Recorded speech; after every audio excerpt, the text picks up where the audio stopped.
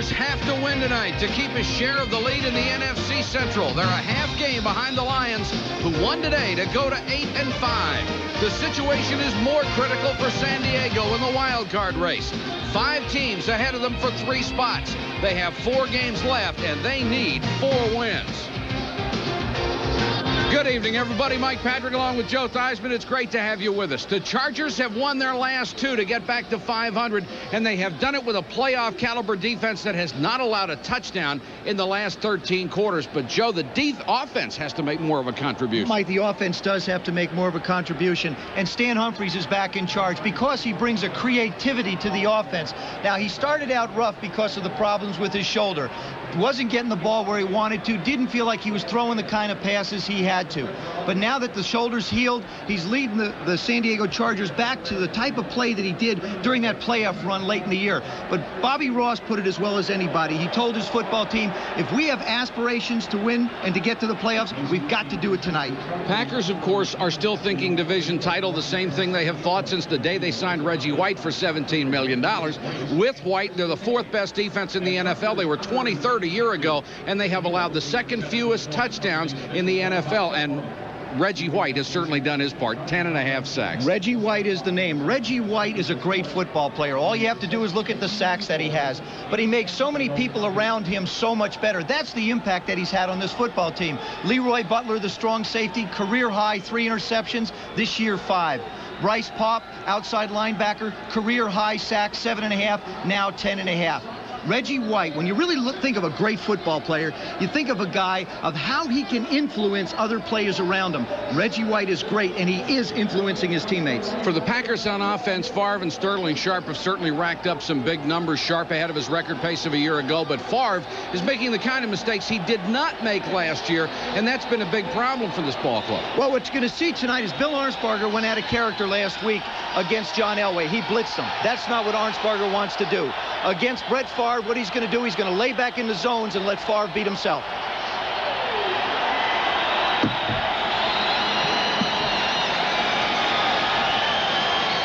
Mike Holmgren in his 2nd year, only the 3rd coach in Packer history with a winning record. The others, Vince Lombardi and Curly Lambeau. Bobby Ross also in his 2nd year. He won the AFC West as a rookie, picked up several Coach of the Year honors along the way.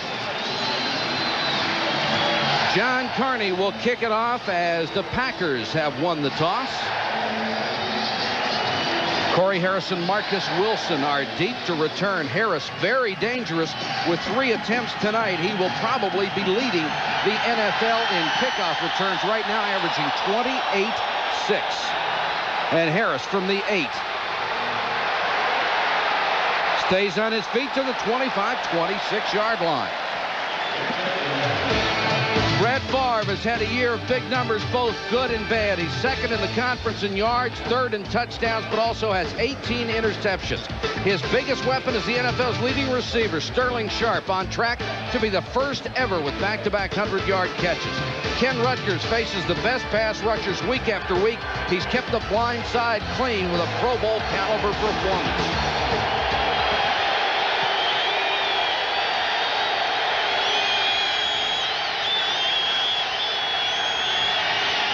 The toss to Edgar Bennett. And the fullback gets outside for about 3. San Diego on defense. Chris Mims has taken over for the injured Bert Grossman and played well. He has 6 of the club's 28 sacks. Junior Seau is the Chargers' leading tackler overall. Also leads the team in tackles behind the line of scrimmage with 14. And rookie Darian Gordon has been impressive enough to earn a starting spot at corner. He adds speed to the secondary. 2nd and 7 from the Green Bay 28. Thompson, the deep man in the eye. Favre with play action. Deep sideline intended for Sterling Sharp. He's covered by Donald Frank. And that's a little bit out of character for Brett Favre. What he wanted to do was go left to Clayton. He didn't. But look at his completions, and this is indicative of the offense. What you see here is 0 to 9 yards, 62%. 10 to 19, 28%. Almost 90% of your offense on that side of the ball. He just doesn't throw the ball down the field. 3rd and 7. Of course, that's Mike Holmgren's passing game. from the San Francisco 49ers. Four-man rush. Favre guns it behind his tight end, Jackie Harris, and Green Bay is 3 and out.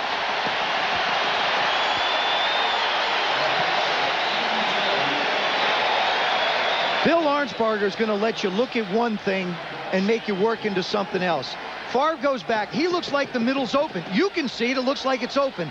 Well, not quite. All of a sudden, a linebacker crosses from one side. A safety comes from another side. That's what Arnsparger does. Brian Wagner having a great year punting to Darian Gordon, who leads the NFL in punt return. Won't get a shot at this and takes a good bounce for the Packers inside the 20. A punt of 51 and no return. San Diego on offense. Stan Humphries has all the tools. His return to the lineup has pulled the club back to 500. He's finally over his shoulder injury. Anthony Miller is having another all-star season. 4th in the conference in catches, 5th in yards. Courtney Hall is the only offensive lineman who was a starter a year ago. He's a 2-time alternate to the Pro Bowl. A very boisterous sellout crowd here in San Diego. And Humphries to throw. Has good protection and throws incomplete. Out of the hands of Anthony Miller. Terrell Buckley right on top of him. After a slow start, Reggie White is where he's been for years. The most feared defensive lineman in the game on the way to an 8th Pro Bowl. Bryce Popp has matched White's 10.5 sacks for the 3rd in the conference. That's already 3 more than he's ever had. Strong safety Leroy Butler's 5 interceptions are a career high, good enough for a first-place tie in the NFC. The Minister of Defense lining up at left end. Ronnie Harmon in the game for San Diego. Gets the ball on the draw, and they have been trying desperately to get the ball to Ronnie Harmon more often. One of the problems with the San Diego Chargers this year has been the offensive line. As we said, Courtney Hall, the only starter in that position from a year ago. Harry Swain is out. He has a broken eye socket. They feared for his sight for a while. Of course, they lost Eric Moulton, and it's the one place you can least afford injury. If you're a quarterback, it's the one place you hope everybody stays healthy. Sean Jefferson checks in on 3rd and 9 as a 3rd wideout. Deep sideline, Miller covered by Buckley. There was some contact, but no flag. Reggie White is the type of guy you game plan against. You must protect. Watch him, number 92. Guard takes him on, center bumps him. Now he comes outside still, and the tackle comes back and blocks him. 3 men on Reggie White. That means that somebody else in that defensive line or linebackers is going to have to make plays for the Packers. And with Reggie White, that's not overkill. Mike Pryor stands inside his 40, awaiting the punt of John Kidd.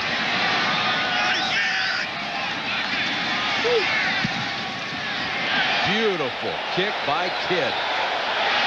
Pryor driven all the way back to the 26 and dumped as he crosses the 30 to about the 34. Return of 7, a punt of 53. Scoreless first quarter.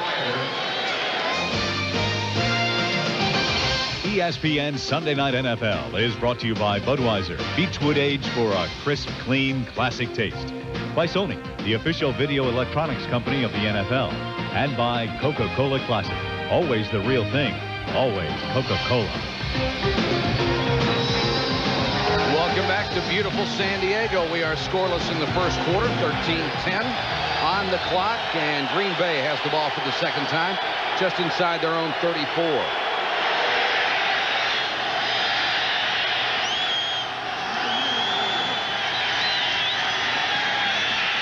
Favre on the naked bootleg, throws to Bennett out of the backfield, across midfield to the Charger 41-yard line, first down. Gary Plummer made the tackle after a gain of 25. Mike, what happens is when you've got a defense that pursues like the Chargers, you give them misdirection. You saw Junior Seau, 55, take those few steps to the left, allow Edgar Bennett to get out into the secondary, and that's where he starts to make move on linebackers and defensive backs. Mims can't get his hands up quick. Seau took one step with the action. Bennett slid through. Now he's one-on-one with DB.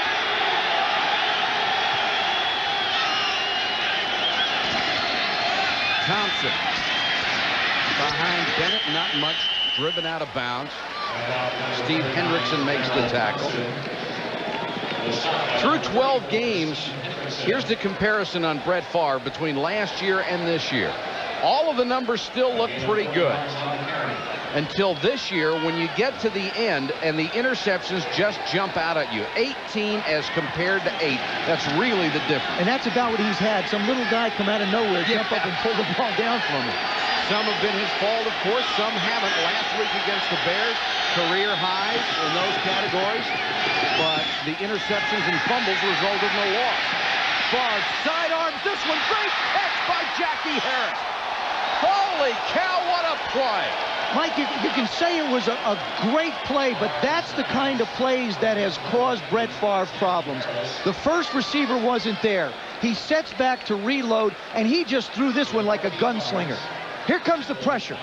Now Harris is going to come from the left part of your screen, and he just fires this thing. I mean, he just flat fires it. The ball gets bounced in the air. That's the thing that Mike Holmgren loves about Brett Favre, is his aggressiveness, but he's got to learn to temper it, or those interceptions are going to continue to go out. He loves it, and at the same time, it scares him to death. Bennett. Inside the 20 to the 15, 14-yard line, Junior Seau with the tackle. The Packers would love to upgrade the ground game a little bit and take the pressure off Favre's passing game. And in the last couple, it looks like they might have a chance. And what they get with Edgar Bennett is they don't get a fast guy. He plays the fullback position, but really he's only 216, so it's like having two halfbacks back there. He's a good cutback runner. He reads the block well, finds a hole, and slashes up inside of it. Chargers defense has gone 13 quarters without allowing a touchdown. That streak in jeopardy right now in 2nd and 1. Favre over the middle, complete inside the 5-yard line to Sterling Sharp. It's his 87th catch of the year, and Sterling Sharp is playing with an incredibly painful foot, an injury that hasn't allowed him to practice in 5 weeks. I want to tell you something. This is incredible. Brett Favre does not have time to come back and find Sterling Sharp. He comes back instinctively. Watch the right. Now watch this. He looks, turns. He can't even see Sharp. All he does is know that he's going to be there, and he throws it to the area where he expects him to be, and boy, he was there. Two tight ends set on 1st and goal from the 3. Bennett got back to the line of scrimmage, and that's about it. Blaze Winter and Junior Seau waiting for him. The resident defensive genius of the Chargers. Bill Arnsparger has done it in a lot of places, and he's always done it the same way, brilliantly. Yeah, I was just going to say, I mean, to appreciate his genius, you almost have to play against it and walk away shaking your head and say, it just wasn't that tough. Why did I throw 3 interceptions? It just wasn't that hard. Inside the 20, the Chargers in the top 10 in the NFL. 2nd and goal. Bennett behind Thompson. Touchdown.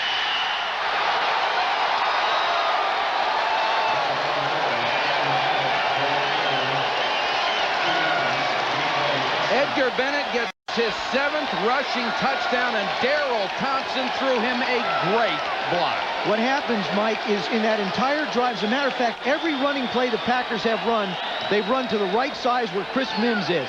This is some outstanding blocking up front. The wide receivers get the blocks. Jackie Harris gets a block. They wind up with the touchdown. But that looks like where Green Bay wants to go. They want to run at Mims, who's basically a pass rusher. And he's in there because Bert Grossman is out with an injury. And Chris Jackie, who's had nearly a perfect year, converts. And the Green Bay Packers take a 7-0 lead.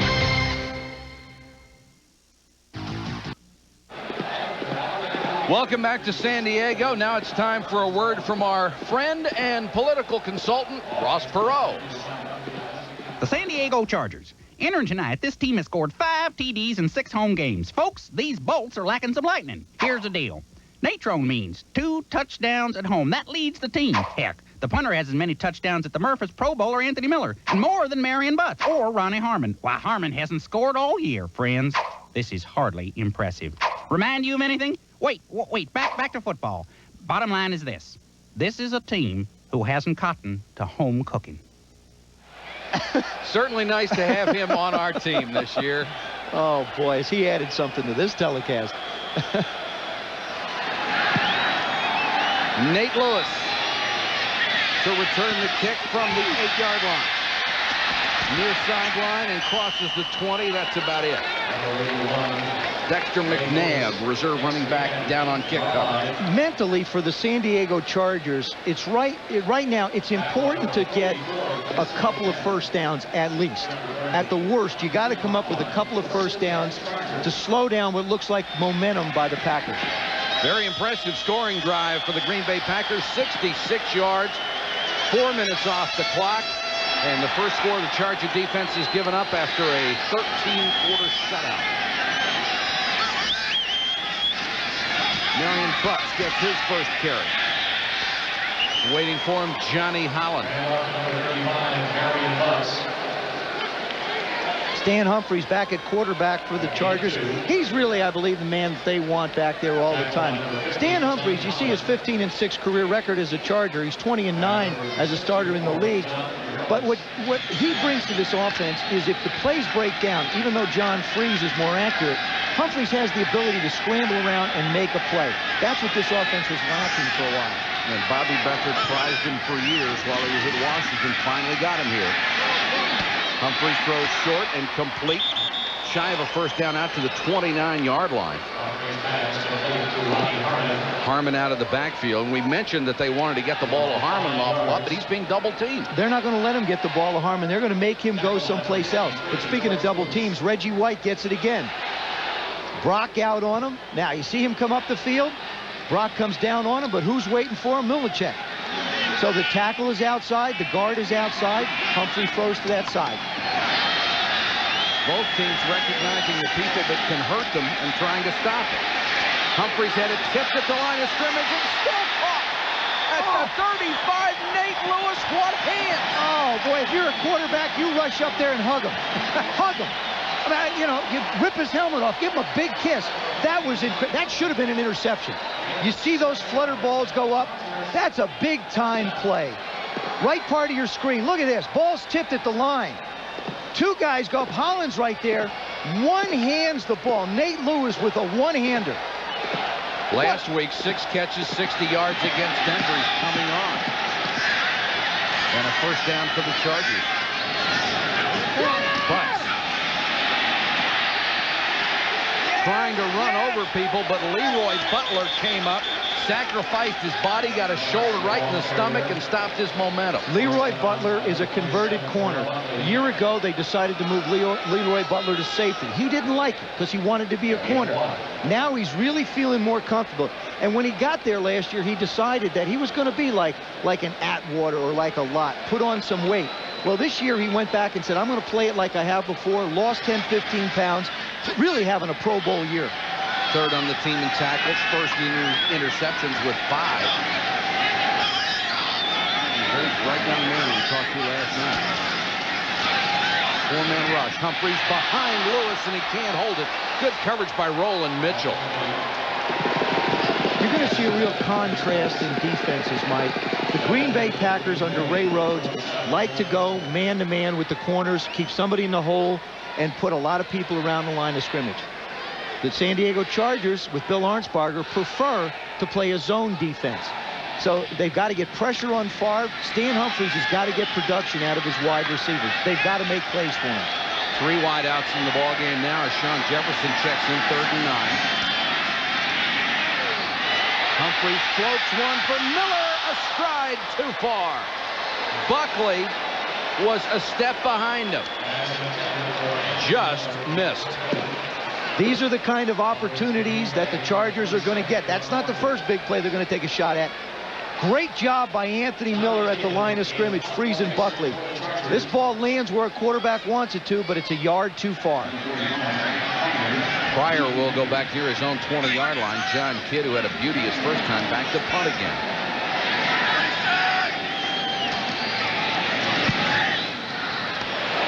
Another fine kick.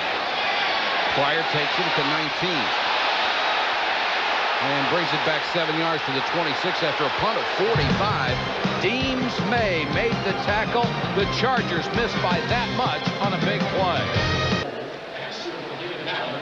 7-0 Packers. 6:21 to go first quarter. Green Bay will have the ball again at its own 26-yard line. The last time they had it, they went 66 yards for a score in a balanced drive.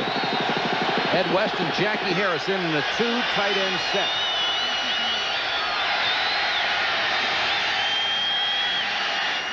Favre throws it in the flat and throws it badly to Darrell Thompson. The Packers have run the ball 5 times tonight.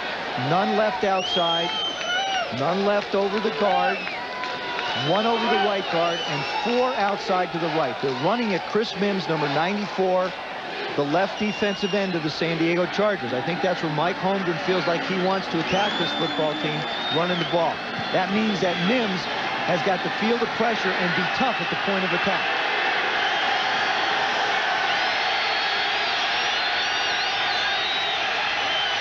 Here comes the blitz, and Bennett goes nowhere. Right in the middle of it, Gary Plummer, the middle linebacker. This is something the Chargers do so well. They flow to the ball so very well. As Plummer's in the middle, he plays off the block of Harry Galbraith and winds up making the tackle. The idea always behind a Bill Arnsparger defense is put people in positions where they can succeed. 3rd and 10.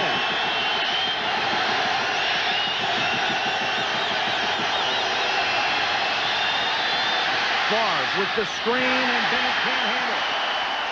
A little too high. Mike, you know what I see in Brett Favre? I see him really jacked up for a big ball game. The swing pass he threw on 1st and 10 was 2 yards in front of the running back. Wasn't even close. I see this one, instead of going back, letting the rush come to him, draw him closer, and making a touch pass for the screen, he rushes it a little bit. He's just got to calm down a little bit. That's what Mike Holmgren's going to have to do with Brett. Just calm him down a little bit on the sideline. Arian Gordon with that gaudy punt return average, and Brian Wagner having the best season of his long career. Returnable kick. Gordon doing a lot of dancing but not getting much yardage out of it. Across the 40, return of 4 after a kick of 37. Keogh Coleman makes the tackle.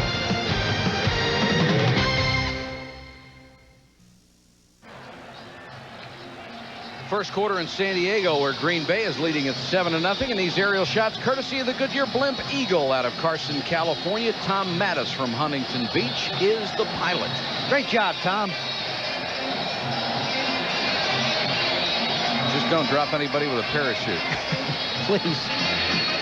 Chargers with excellent field position will start at their own 41. And you can see the Chargers run out from the sidelines. They do that because the Green Bay Packers do not know what package of receivers and backs is in the game, so they can't adjust to it. Marion Butts drives the pile forward to the 44-yard line. George Kuntz, one of the inside linebackers, the first man to hit it. Ray Rhodes, the defensive coordinator, the man in the circle right there. He likes to, it's interesting. What he does is he's watching to see how the Chargers will attack Reggie White, and then he will adjust his defense accordingly. I've never heard a defensive coach explain it that way. We wait to see what they do to Reggie, and then we move him around and make adjustments accordingly. 2nd and 7.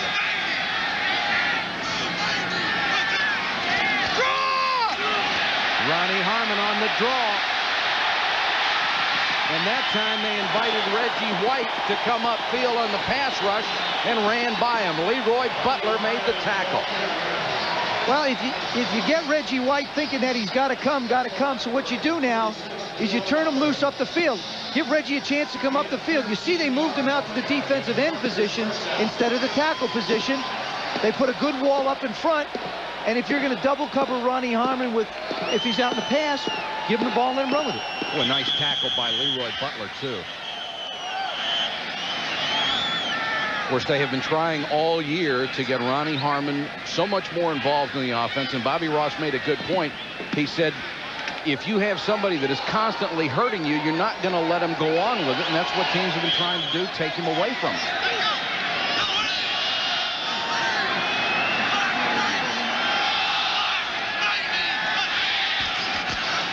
But Tony Bennett waiting for him at the 40, and Tony Bennett has helped coming back off that neck injury and the contract holdout. You know, Mike, it's interesting. The Chargers early came out throwing the football. The Packers play a lot of man-to-man, one-on-one coverage. That's very tempting. If Jack Riley, the offensive coordinator, is sitting here, he's thinking, geez, maybe we'll be able to throw the football. You get away from the discipline of running it. Now it looks like he's gotten back into the discipline of what he has to do with the game. Run the ball first to set up the pass.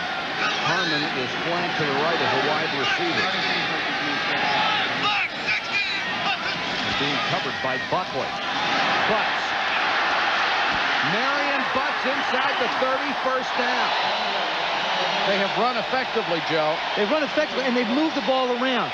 You'll notice they ran the ball up the middle. Then they ran the draw, get them thinking pass. Now come outside. Tony Bennett on this one's going to try and get a hand on Nate Lewis. Watch down here. Bennett takes a hard inside, and then number 50, Holland, outside, gets a hand on Lewis, and Butts turns the corner on him. Butts showing you his speed, even though he weighs 248 pounds. Butts again. And this time, Johnny Holland stepped up and took him down after a gain of only a yard. 6 carries, 21 yards so far for Marion Butts. Holland, of course, had the herniated disc, had fusion surgery. They didn't know if he'd be able to play again. They were very concerned about his health.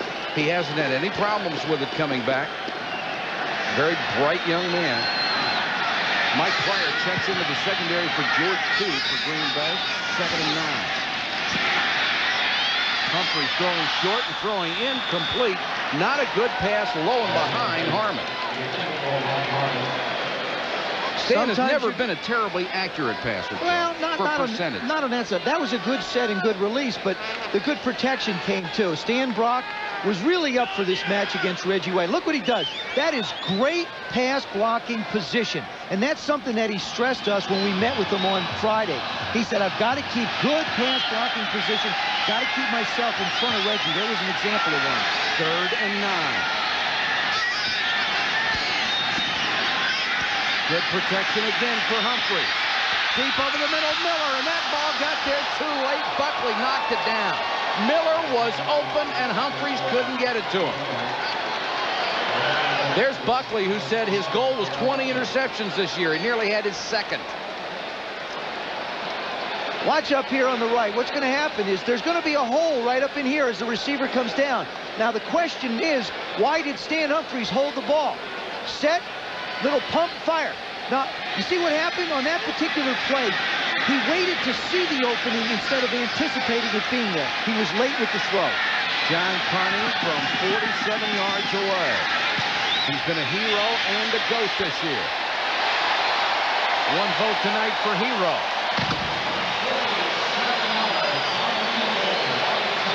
The Chargers get on the board with 1:54 to go first quarter.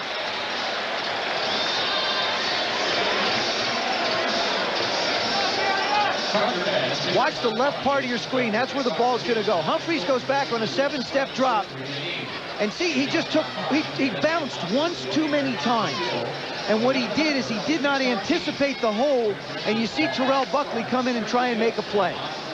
He only has 1 interception this year. That would have been another one very easy. That's another one of those Florida State cornerbacks. Leroy Butler, who also plays in the secondary, said, you know, every time you think of the Green Bay Packers, you think of Terrell Buckley. You think of the Atlanta Falcons, you think of Deion Sanders. He said, I'd like people to think of Leroy Butler as being a pretty good cover guy and a pretty good safety. And he is. For the Green Bay Packers. This is the 7th home game for the Chargers this year. They have scored 5, count them, 5 touchdowns. Terrell Buckley is going through a growth process, Mike, very similar to what I watched Darrell Green go through as a young corner. Has great physical skills, His techniques aren't very good yet. His footwork is sloppy. But as he learns and gets his footwork down, that recovery speed will get him a lot of interceptions. That was Marcus Wilson, who is back with Corey Harris to receive Kearney's kickoff. Packers lead the NFL in returns of 20 or more yards this year. Wilson from the 5. Across the 30 to the 33-yard line. Marcus Wilson takes the kick at the 5. Hope you'll be with us a couple of times this week. On Saturday at 11:30 a.m. for NFL Game Day, a special edition. Chris, Tom, and Chris review the Saturday afternoon games. And on Sunday, Joe Theismann joins in at the regular time of noon Eastern for a complete preview of the action. And at 7 prime time, all the highlights of all the games. Then at 8 o'clock, Joe and I will be in the Hoosier Dome as the Eagles take on the Indianapolis Colts. 8 o'clock Eastern. Hope you'll join us then. Favre, nice fake.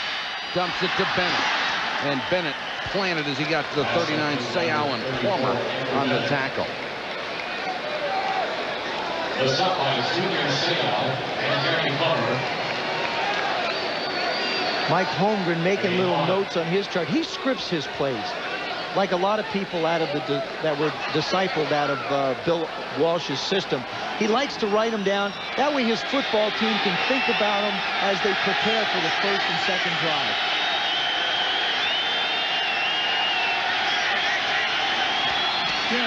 Good again, Roy. Looking for Sharp and finds him. Sterling Sharp to the 47-yard line. There's a case where Sterling Sharp, if he lines up in one particular position, you can double cover him. In this instance, the Packers move him across the formation. That means you've got to move a lot of people if you want to try and double cover him. And he said, hey, look, I'm not going down the field. Don't even let your cameras go past 20 yards because I'm not going down there. The foot is bothering him so much. The foot is bothering him so much that he just has no explosion and very little speed to run by people. First and 10, Green Bay at the 46.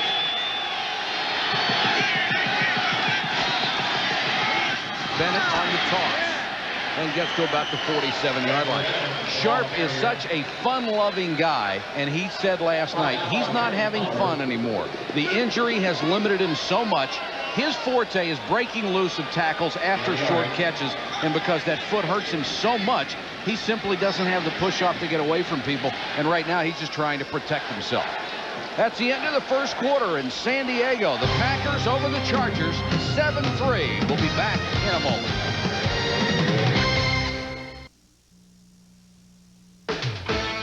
Now for the Levi's Loose Jeans Player of the Day. It's got to be the rookie Jerome Bettis, who battered the Saints for the Rams. They upset New Orleans. Bettis, 28 carries for 212 yards, the 4th best performance ever by a rookie running back. Back to Mike and Joe.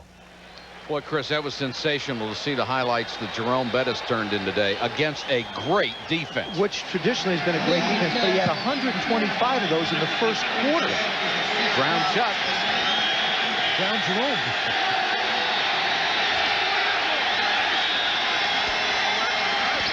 Favre on 2nd and 9 for Sharp, and he couldn't get there. And I will guarantee you that's because of the foot injury. Otherwise, he catches that in stride. Absolutely. The foot's keeping him a little bit back from it. But where you win go routes is not with your speed. It's right there, right at the line. See how he freezes them? And physically, Franks tries to take him on, and you can't do that with Sterling Sharp.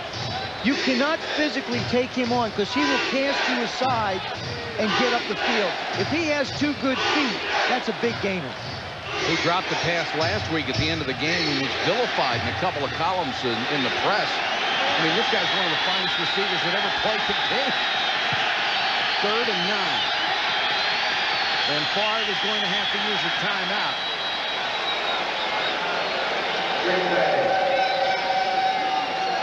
Just into the second quarter, 7-3, and Favre will go to the sideline to talk to Mike Holmgren. Mike, you know, it's interesting. Favre had to call a timeout because the 40 or 25-second clock was running down.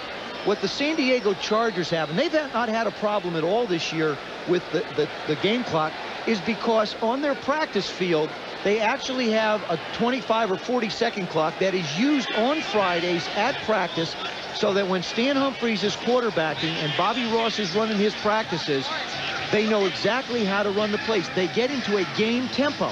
So they know how much time they have to substitute. They know how much time they have to call plays. Therefore, you don't see them running into the same kind of problems that we see with the Packers, or, for example, like the Kansas City Chiefs had earlier today, having to use up timeouts. And leave it to Bobby Ross to come up with something like that throughout his coaching career. He has always planned everything down to the last detail.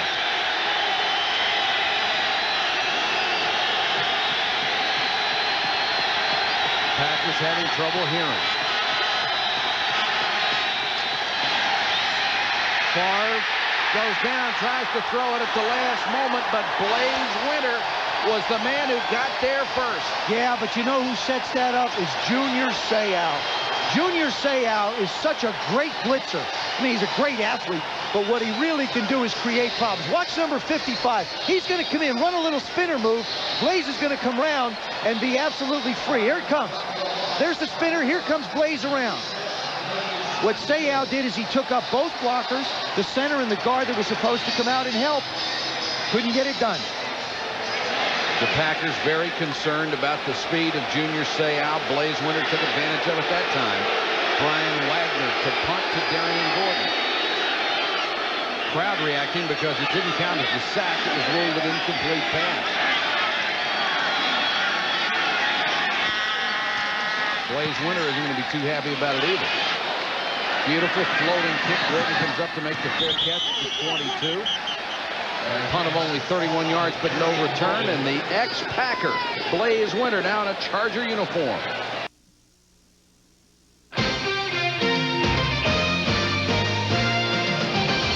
ESPN Sunday Night NFL is brought to you by McDonald's. What you want is what you get at McDonald's today. And by Radio Shack, your Christmas electronics store. Beautiful San Diego, where Green Bay is leading San Diego 7-3, 14:42 to go. First half of play. Mike Patrick, Joe Theismann, our entire ESPN crew with you.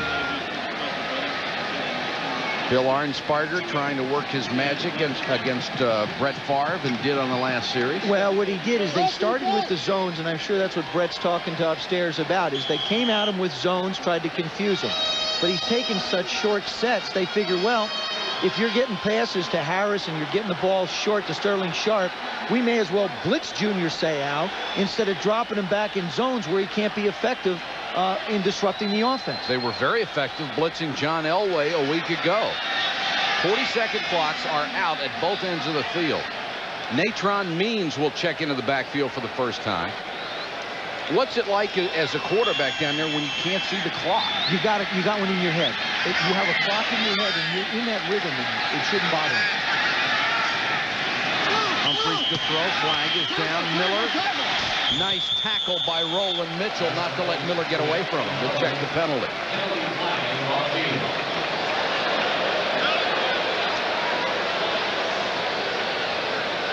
Howard Rowe, our referee tonight. You know, Mike, the thing is because the Chargers practice with the clock so much, like I say on Fridays. To the snap.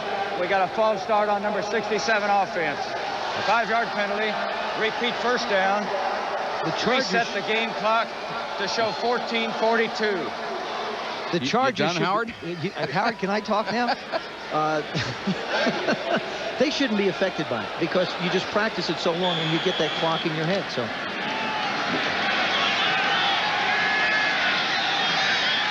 Humphries comes out now on 1st and 15. Means. The big man with a quick feet, and this time he's buried as he got to the 19-yard line. Reggie White and Bryce Poff. Reggie leads the down lineman in tackles.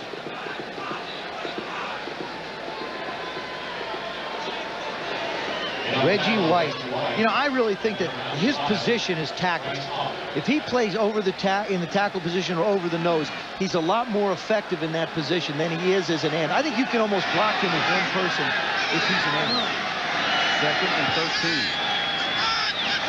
He moves just before he's moving. Humphries and knocked away. Excellent coverage. Kuntz is there, as was Bryce Poff. and they were all over Ronnie Harmon. That's the double team we were talking about. They want to take away Harmon. They want to make sure that he does not make plays with the ball. But again, a great job by Stan Brock. And I want you to watch Reggie White's arms. When he gets into the blocker, see how he tries to extend him? See how he's trying to get Brock away from him, push him away? That's just brute force. Making sure he can get away, and then Brock goes down and cuts him at the last minute. Got a real war going on between these two. Stan Humphries has missed his last 5. He's only 2 of 8. Under pressure, sidearms it to Harmon, and Buckley is right there. Excellent defense by the Packers on that series. And you know what's interesting? You got to give credit to the Packers, yeah. But the fact is the first play of that series was a 10-yard gain that was nullified because one of your offensive linemen jumped off sides. So instead of working from the 30-yard line, now you got a punt from the 20. Absolutely. And John Kidd stands at his 5. Pryor waits near his own 40-yard line. Penalty flag is down. Kidd with a line drive kick. Pryor with room. Across midfield, we'll check the penalty for you. Return of 9 after a punt on a line of 38 yards.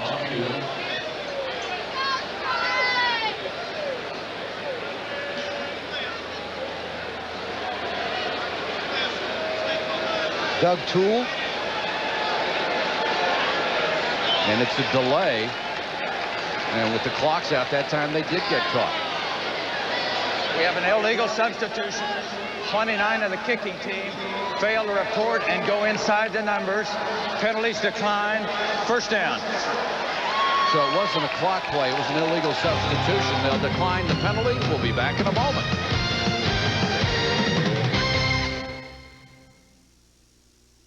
Seven-3, Green Bay, San Diego. Reggie White, of course, on your right. And guess what? Reggie White, of course, on your left. That's right. Reggie White of the San Diego Chargers. The Reggie White on your left is hoping that he gets one of the Reggie White on the right's checks. Now, here's the comparison. Reggie White of the Packers, 134-7 in games, 852-2 in tackles, 134.5-1 in sacks, 7-0 in Pro Bowls, and just a slight discrepancy in salary. When you talk to the Chargers, Reggie White, he says, what's the difference between us? He says $16 million. But he's just getting started in his career. Gerald Thompson, the single setback, and he's flushed in the backfield. Sean Lee out of North Alabama. The stop by number 98. The other connection between these Reggies is Reggie White of the Packers high school coach turned out to be the line coach in college of Reggie White of the Chargers. That's got to be great for him to have, first of all, both Reggies playing, but secondly, both young men that he's coached playing in the National Football League. The young Reggie out of North Carolina A&T, only his second year. They were separated at Worth. Favre throwing off his back foot, and it's picked up by Carrington. Darren Carrington with his 4th interception, and Brett Favre had nothing on that ball. And that has been Brett Favre's problem all year long. We talked about it earlier, Mike. He got pressure on him. He threw it up. He had the one-on-one coverage, but instead of being able to get something on the ball, it hung in the air for him. The blitz is coming inside. Here comes Plummer this time, scot-free. Favre throws off his back foot and just hangs up a snowbird for Carrington to come over and pick off. That ball just hangs in the air. He doesn't have a chance to step into it, and when you've got people hanging over you, it's tough to make a throw. People don't realize you don't throw just with your arm. You've got to get your body into it. 4 picks for Carrington, 19 for Brett Favre. Means the deep man in the arm. And Humphries goes to the air on first down, throws the bomb, intended for Lewis, and Butler picks it off. Leroy Butler.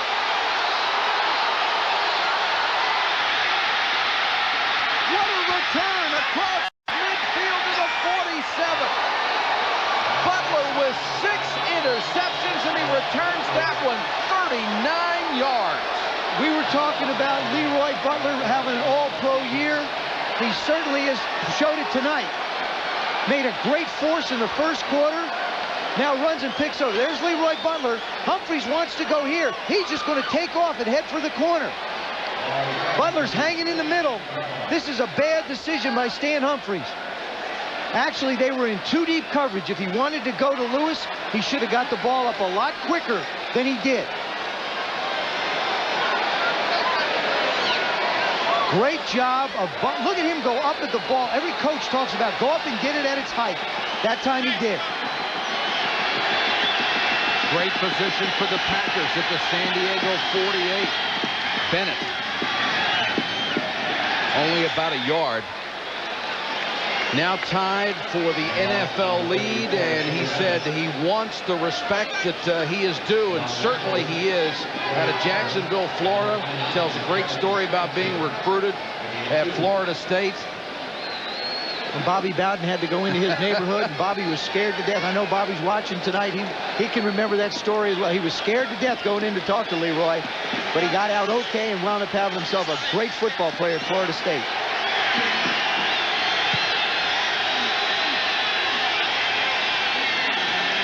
Comes the blitz. Bennett on the draw.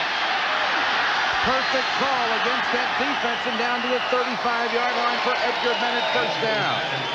San Diego Chargers have changed their philosophy completely from the beginning of the game. Bill Arnsparger's decided the best way to go after Favre is to go after him. Watch this. Junior Seau coming on in. So now you're going to get 5 guys coming and putting pressure on him. This time they do an excellent job of picking up the blitz.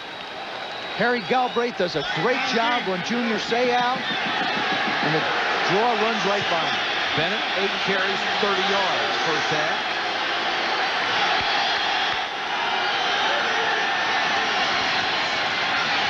Favre in the flat to Sterling Sharp. Pulls away from the defender, even with that bad foot, and picks up 4 or 5 more yards. He is on the way to his second straight 100-catch season. Nobody's ever caught 100 balls in 2 years, ever. He's going to do it back-to-back. And, Michael, if he didn't have that record sitting there waiting for him, he wouldn't be playing. He couldn't play. I mean, what he's doing is absolutely incredible. I mean, you have to know how much pain this man is in. He's got a turf toe and an Achilles tendon problem on the same foot. They say it swells up to about 3 times its normal size after the game. Favre, naked bootleg, and what a play. Chris Mims wasn't buying the play fake at all.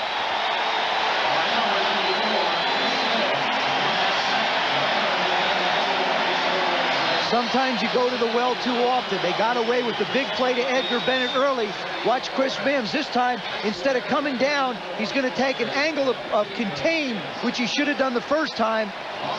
Has Favre in his sights all the way. This is a repeat of a big play they had early. This time they didn't fool Mims. Chris Mims with 7 sacks. He had 10 as a rookie. 3rd and 16.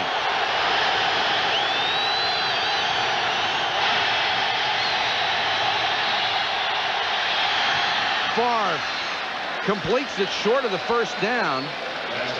Morgan makes the catch at the 31. They picked him up off the waiver wire from Chicago. And it looked like that play was designed to get enough yardage to put Chris Jackie in field goal position. That's an excellent call by Mike Holmgren and an excellent throw by Brett Favre. You want to keep your throws inside the field, low, where only your guys can get them, and you want to pick up enough yards to get in a field goal range if possible, and that's what they've accomplished on this play. 51-yard attempt. He has had 3 over 50 this year in a brilliant season. Make it 4. Chris Jackie has hit 27 of 30 field goals this year, and he puts the Packers up by 7. 9:12 to go first half. A 51-yard Chris Jackie field goal has made it a 7-point game, and Jackie will kick away for the Packers. Booms this one, and Lewis has to retreat 8 yards deep in the end zone. San Diego will start from the 20. Be with us tomorrow night at 7:30, NFL Prime Monday. Mike Tirico, Tom Jackson, and Craig James preview the Monday night game between the Steelers and the Dolphins. Live reports from Joe Robbie Stadium with Chris Berman. Chris Mortensen will have all the breaking news around the NFL. And downtown, Julie Brown goes backstage with Steeler linebacker Greg Lloyd. All that and a lot more. 7:30 Prime Monday tomorrow night. And I want to thank my good buddy Tommy Jackson for filling in for me while I'm out on the West Coast on Prime Monday. Be back next week. Natron Means in the backfield and a lot of movement and flags everywhere. Boy, if this is an offside penalty against the Chargers again, it'll be the second straight series in a row. Prior to the snap, we got 70. False start, 5-yard penalty, repeat first down. Mike Zandowski, the left guard. You know what I'd do? I would not huddle at the sideline anymore. I would get my guys out on the field, let them walk up to the line of scrimmage, get themselves set, because this is the second time in a row that they've had that happen. First and 15 inside the 15. Humphries has hit one of his last 8, one of his last 9, nearly picked off. It went off of Lewis, and Leroy Butler nearly had his second interception of the evening. Reggie White is so powerful. He gets up, tries the swim move, then he comes up and under with a rip, then locks back in, and Milenchek tries to hold him off and does an excellent job giving Humphries a chance to throw the football someplace.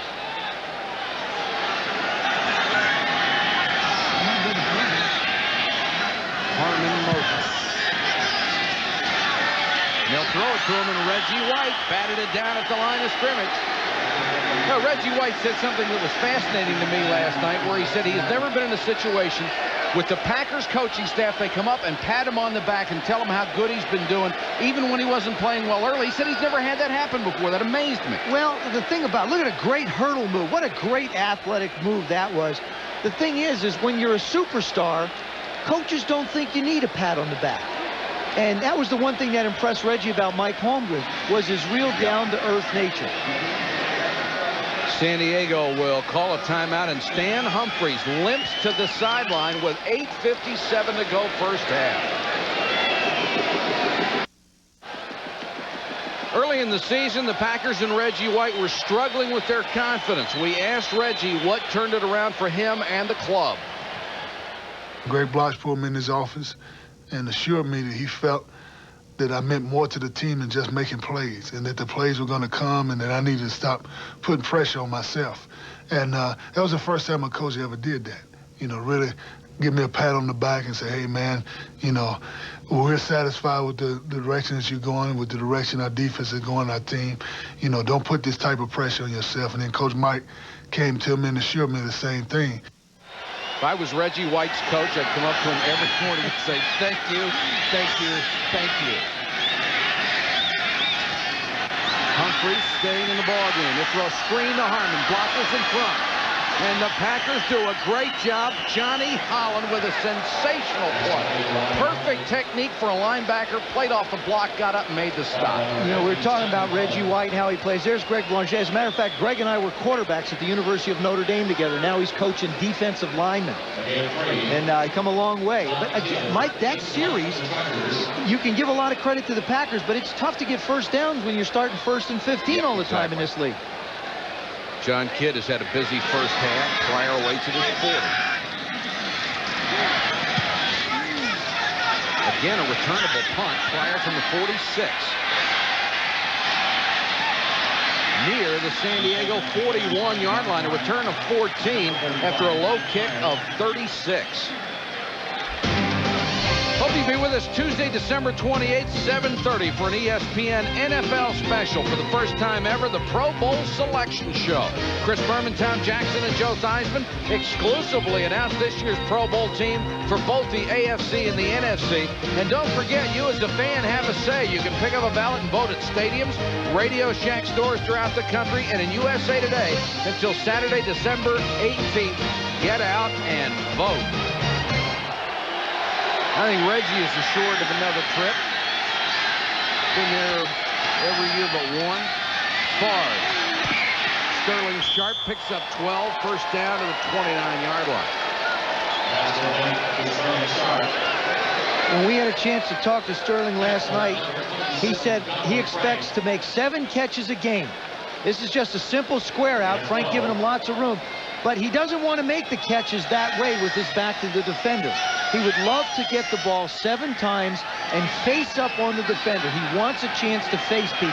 I don't think it'd do him a whole lot of good right now with that bad foot, but I'm sure he would prefer it that way. 90 catches, only 10 more to go to hit 100 for the 2nd time in a row. Thompson, who had a brilliant career at Minnesota as a running back. Chris Mims made the tackle. They are even throwing to Sterling Sharp more this year than they did a year ago. 141 times as compared to 117 coming into tonight. His yardage is down a little bit, but he had 86 catches coming in. As you saw, he's already had 4 tonight and is just an exceptional receiver.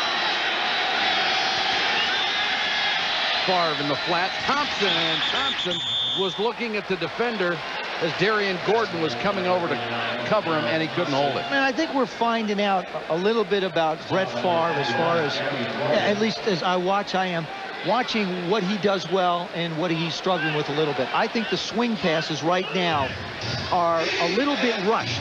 And if you rush them, they don't have a touch on it, and you don't get the running back, a chance to really make the catch and then focus on making a move. I think he's rushing him just a little. And that's not as easy as a throw as it looks either. I think he's tough as throwing football. Play clock back in action. Here comes the blitz. Favre hits Sharp over the middle, down near the 25-yard line.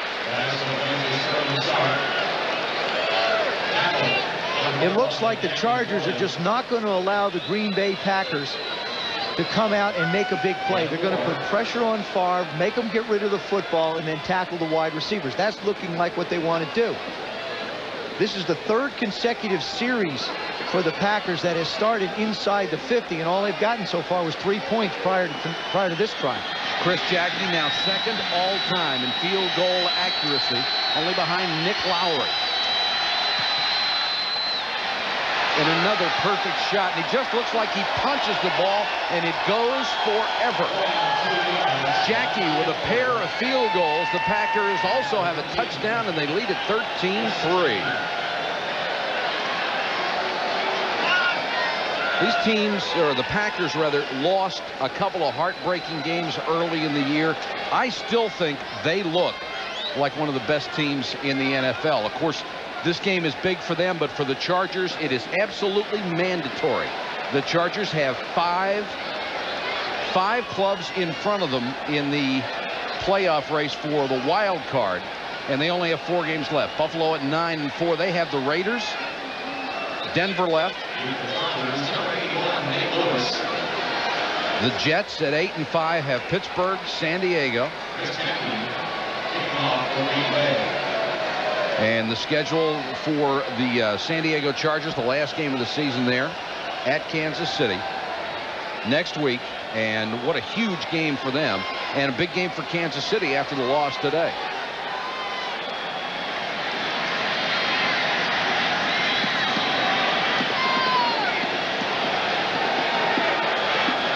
Nate Lewis, the center deep man, waits at the 5. Jackie again drives him toward the end zone. He'll take it out from the goal line. And doesn't make the 20-yard line. Joe Mott on special teams makes the tackle for Green Bay. Packer offensive line going over what they'll try the next time and what San Diego has been doing against them. So far, they've done an outstanding job. Both offensive lines have done a great job. And, you know, Courtney Hall has really been holding the San Diego Charger offensive line together. And there's a guy who plays all-pro caliber football. He's the only guy there that's back from a year ago when they finished up in the playoffs. But he's back in at running back, and he'll get the call. Not much across the 20.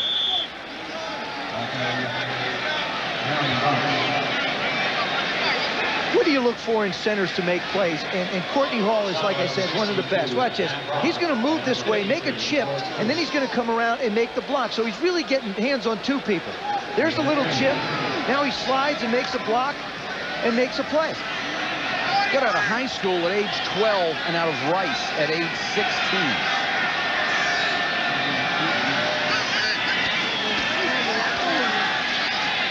Humphreys to Lewis. Makes a nice move to get away from Kuntz and Holland, but then nowhere to go as he crosses the 30 for a first down.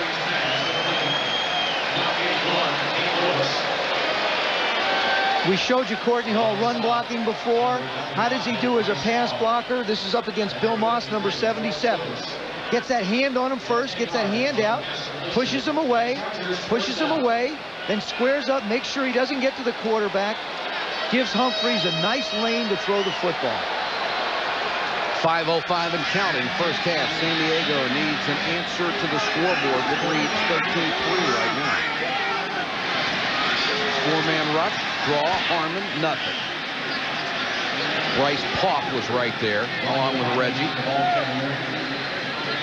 Bryce Paup got a chance to play a lot more this year, and he has really come through. 10.5 sacks. You know, Michael, when you look at the play selection that an offense makes sometimes, it gives you an idea of the respect that they have for their defensive line. We've seen the Chargers run 2 draws tonight. That means to tell you that they respect the pass rushing ability of the Green Bay Packers. 2nd and 9.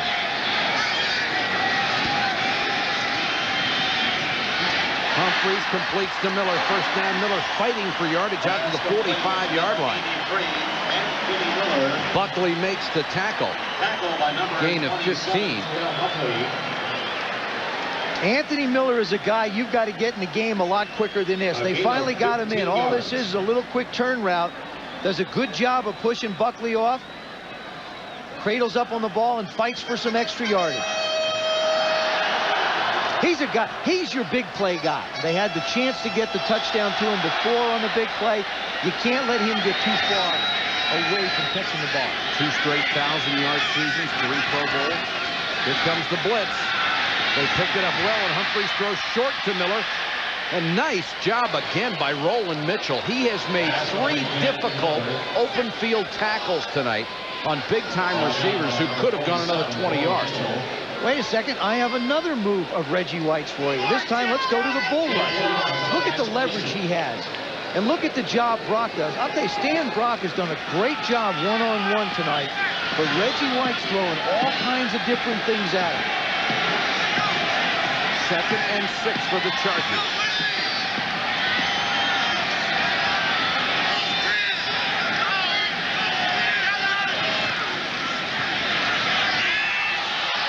Floats it for Miller, and there will be a flag on this one. No! The official reached for the flag after the contact by Mitchell.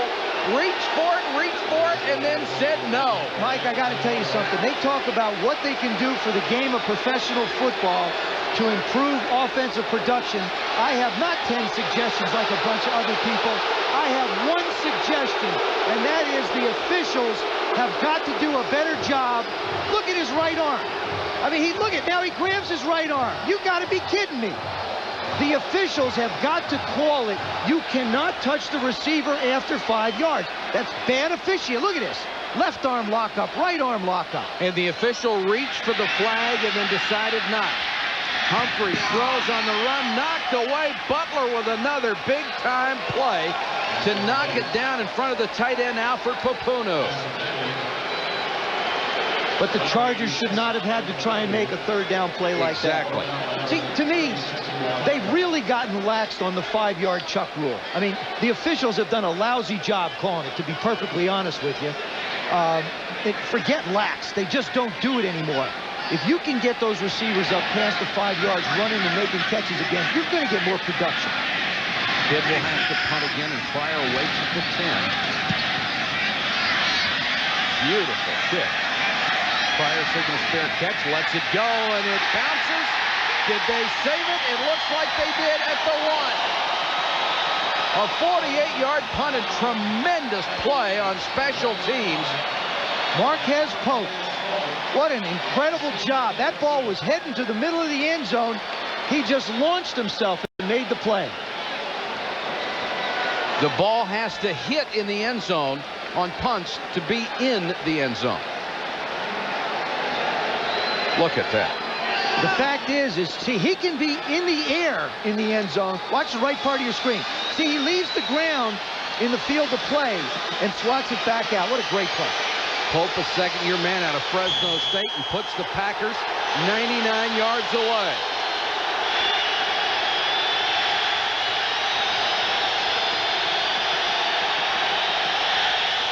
Bennett barely got out of the end zone, and I mean barely. Bobby Ross wants the safety. He's not going to get it. He also wants a timeout, and he is going to get it.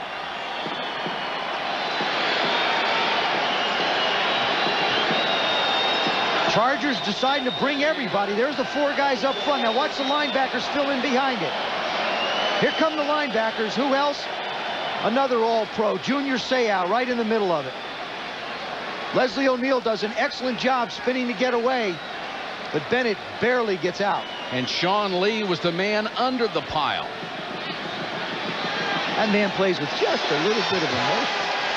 Packers were very concerned about his speed. As you pointed out earlier, they wanted a couple of misdirection plays to take advantage of that speed, get him going the wrong way. This is a place where if I'm going to throw the ball to somebody, Mark Clayton has been totally silent. Yep.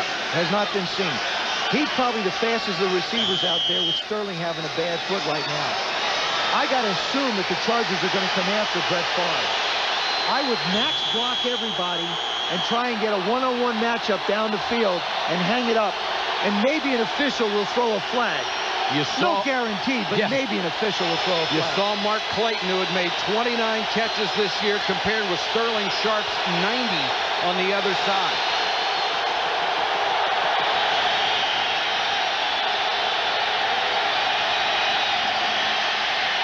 Favre to throw, Sharp double covered, and there's a flag.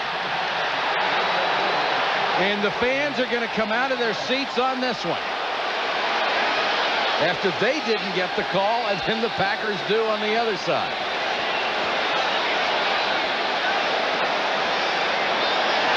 Illegal use of hands. And Sterling Sharp nodding yes.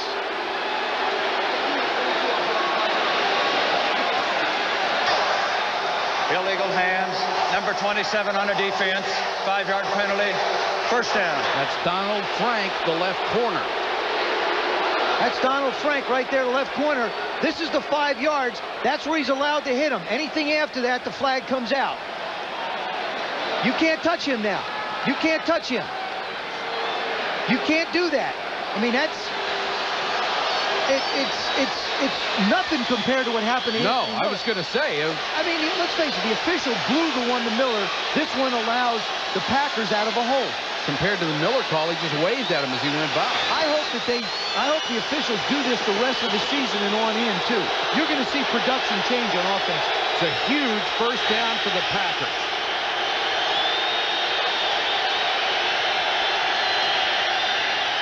Bennett. All the way out to the 14-yard line. Seau was coming hard up the middle and overran the play. There's a case where Junior Seau just tries to take a gap, makes a wrong guess, winds up slicing in. They take it outside of him. We have reached the 2-minute warning in San Diego, where the Packers lead the Chargers 13-3. 2 minutes to go, first half, 13-3 Green Bay. Coming up at halftime, the fastest 3 minutes in television with Chris Berman. Run down all the highlights. After further review, Chris and Tom Jackson. And they'll be taking a look at Montana against Elway today, the big matchup in Denver. And back to Jack Murphy. And Joe will talk about the first half and what's going on here. Packers have a 2nd and 1 near their own 15.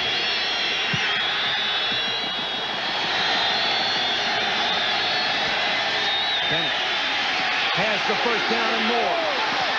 Chased out of bounds at the 30-yard line. Darren Carrington makes the tackle. Junior Seau again came inside scot-free. Edgar Bennett showing some good quickness and speed to get outside. All he did was turn the corner. Number 55 is going to shoot the gap. Here he comes, basically untouched.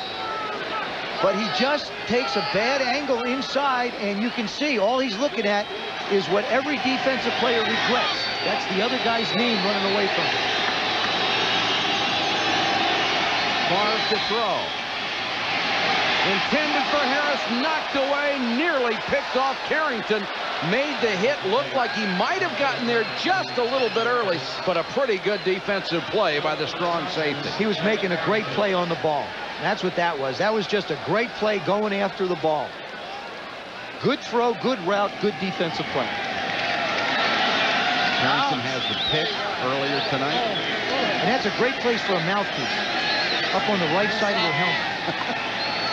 You never lose it up there. Will Sayal be coming again on 2nd and 10? Thompson trying to get outside. Can't turn the corner. And there's a case where Darrell Thompson really wasn't thinking. He ran out of bounds. Now, if it's third down, what he did is he did the San Diego Chargers a big favor. I think if you're struggling, if it's maybe you don't run out of bounds and stop the clock. Maybe you go down and let the coach make a decision on whether he wants to keep on trying for it or run the clock out. Stops the clock with 1:42 to go.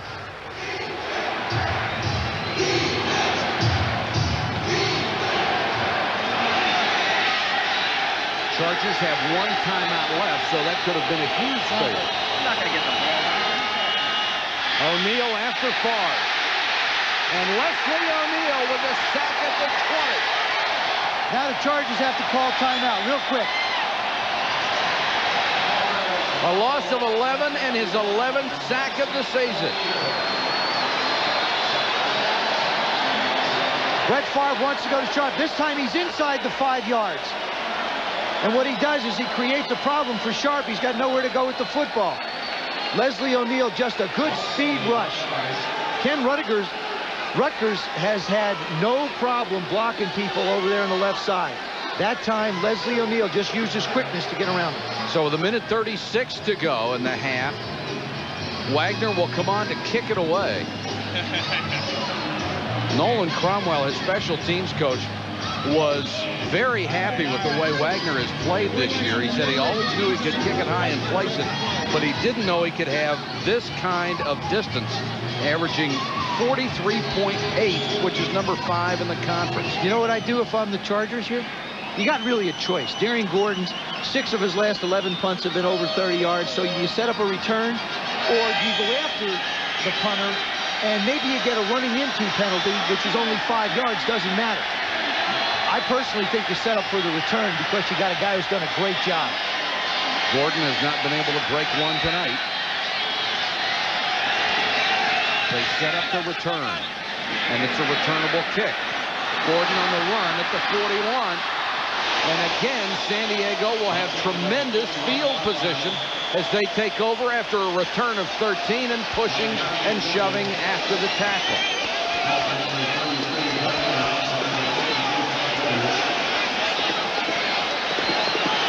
Let's give you another look at the non-interference call when Anthony Miller was going deep down the sideline.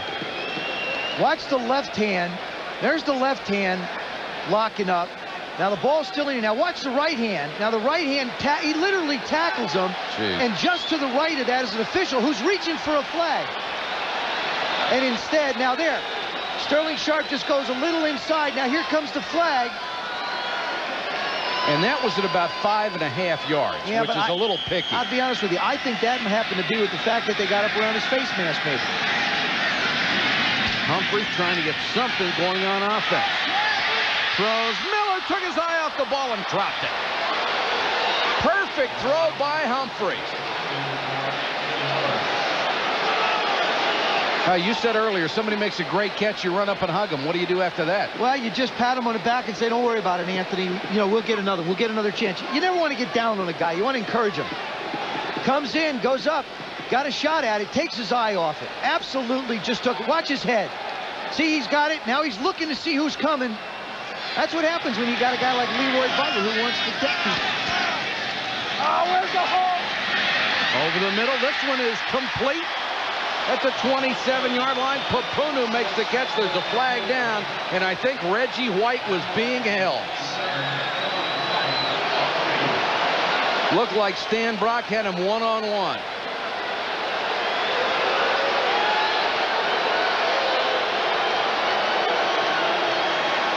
That's the other value of a Reggie White. If he doesn't get the sack, he creates the penalty. He creates problems. Holding, number 70 offense, 10-yard penalty, repeat second down. They'll call it on Zandowski, but I guarantee you Brock was holding too. Well, on the left side, you see, right there, you see him on that left side. This is a great, oh, that's just a great move inside. Well, a great quickness by Bryce Powell. If you double team Reggie White, someplace somebody's got to be one-on-one. That's exactly what happened there. 2nd and 20, so the big play comes back. Humphries throws short to Harmon. That's where he's the most dangerous after the catch. Tremendous player. Gain of 13 with 1:04 left, and we'll set up a 3rd and 7. Reggie White continues to be the focal point. There he is down here. Now, Courtney Hall, after he snaps the ball, he's going to come on out and help out on the right side. See, he's looking for Reggie. They got 2-on-1. He's holding up Stan Brock. 3rd and 7.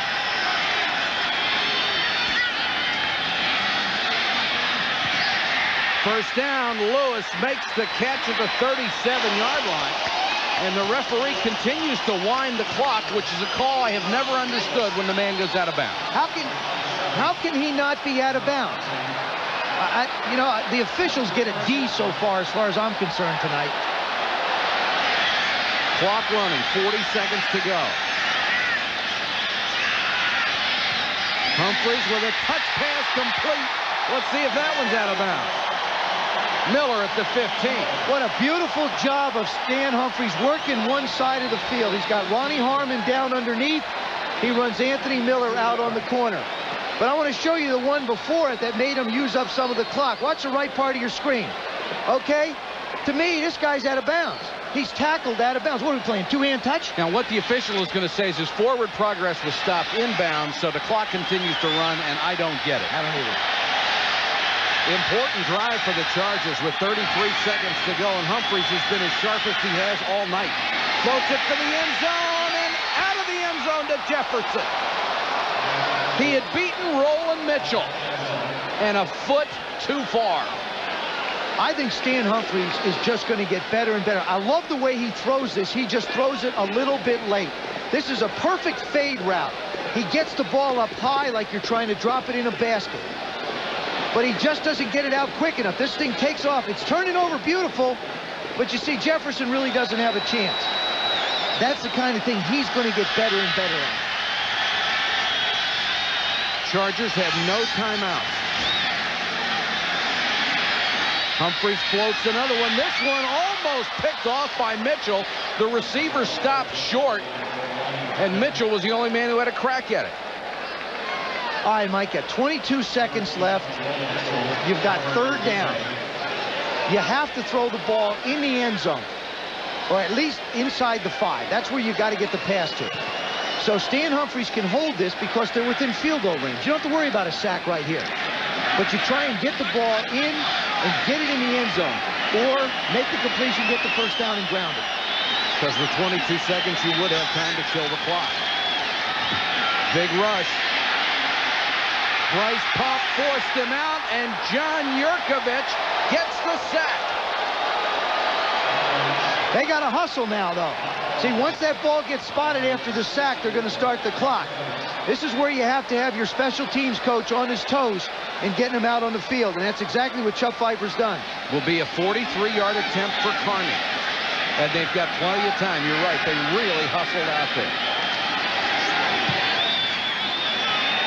And John Carney makes the hustle pay off with a 43-yarder. And the Chargers, with an impressive drive near the end of the half, have gotten on the scoreboard again. Sure, you were exactly right. That's why you talked about the practice habits earlier. Working with a clock and working under simulated game conditions rather than just slopping through a practice. Yeah, I don't think you can relax in those areas. I was talking to Chuck yesterday. We were talking about special teams plays. Look at the Philadelphia Eagle game today. Visek Ahem was one of the finest return men in football. Look at the San Francisco game yesterday. You've got problems handling punts, handling kickoffs. It's special teams plays that are making a difference. Look at the field goals they tried in the game today with the Eagles. I mean, that was ugly. So special teams, although, you know, it doesn't, everybody likes to see touchdowns and sacks and interceptions. Special team play, particularly in this year, has been very important. Working with us tonight, the Goodyear Blimp Eagle, based in Carson, California. And Goodyear, of course, one of the world's most enduring corporate symbols, providing these beautiful aerial pictures. Goodyear Blimps flying over major sporting events since 1925.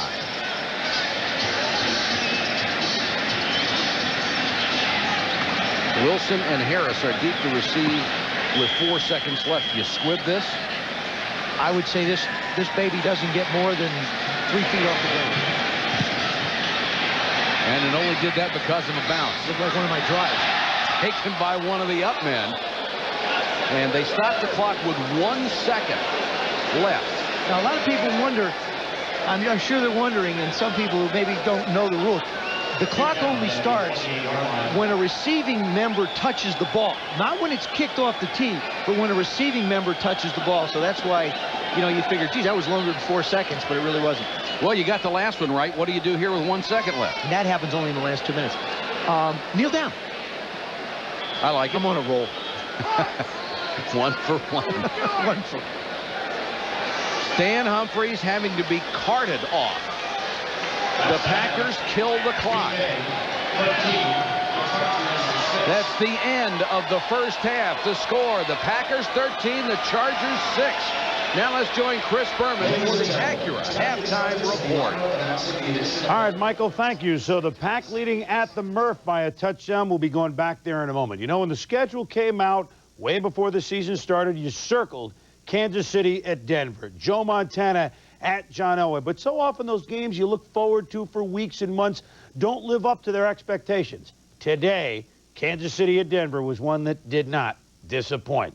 Joe Montana, would that end all of the Kansas City and Marty Schottenheimer ghosts at Mile High? Well, John Elway found Shannon Sharp not once, not twice, but he found him 3 times in the end zone, 10 times in all. The Chiefs led 14-3, but not in Mile High.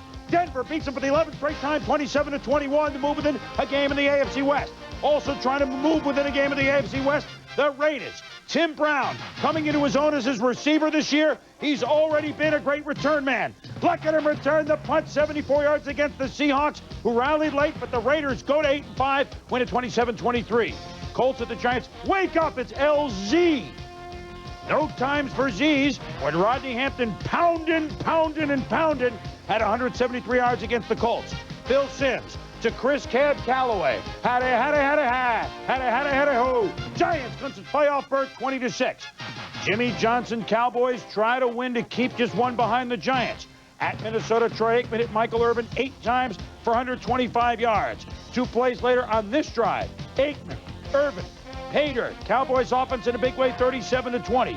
1-11 Cincy at 1-11 New England. Oh, what a great game it was. Drew Bledsoe to Ben Winter coach. 7-0 Pats, but the Patriots have special team miscues. Mike Saxon's miscue on a punt puts the Bengals in business, but they're stymied on a 4th and 1. The safety, whoop, we just snap it into the band. Cincy gets 2, but it's not enough. The Patriots win at 7-2. Buddy Ryan's defense, could it help the Oilers win their 8th straight? Against Cleveland and Vinny Testaverde, Vinny looked good, but Chris Dishman, his 4th pick in as many games. Matt Stover's 57-yard field goal late in the game, no good. Houston beats Cleveland 19-17. Jim Kelly took a beating, had to leave the game, but Frank Lloyd Wright, architect of the comebacks for the Bills. Ties it at 7. They go ahead 10-7 to the Eagles. Time ticking down. Could Matt Barr tie it and send it into overtime? It's up. It's no good. The Bills come from behind to eke one at Philly, 10-7. Rams at the Saints. Saints' first home game in a month. And what the fans saw was the rookie Jerome Bettis battering his way through the Saints defense. I said battering his way through the Saints defense. I said rumbling his way through the Saints defense. 212 yards. Only 3 rookie backs have ever rushed for more in a game. One of them named Jim Brown. Rams upset the Saints 23-20. New starting quarterback for Detroit, Eric Kramer. Touchdown to Rodney Holman at Phoenix. Kramer the color of money, Willie Green. A late fourth quarter rally, stymied by the Lions. Ryan McNeil with the pickoff. Lions stay in first, winning 21-14. Bears at the Bucks. Courtney Hawkins spinning, twirling. Bears get a suntan. The Bucks actually feel that they can vault back into playoff competition. Well, not quite, but their defense held. And the Bears have won at San Diego. They've won at Kansas City. They've won at Detroit. But they can't win at the big sombrero. Buccaneers with the upset, 13-10. When we return after further review, Joe Montana, John Elway, this game, well, we could look at it all night long. We will in a moment. This halftime report is presented by Acura. Some things are worth the price.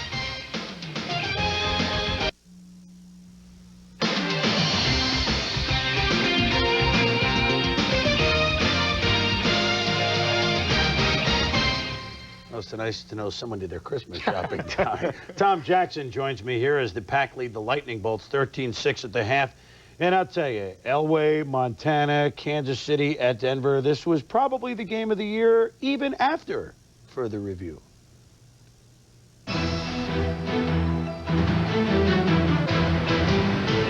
All eyes were on the quarterbacks, the maestro, Joe Montana.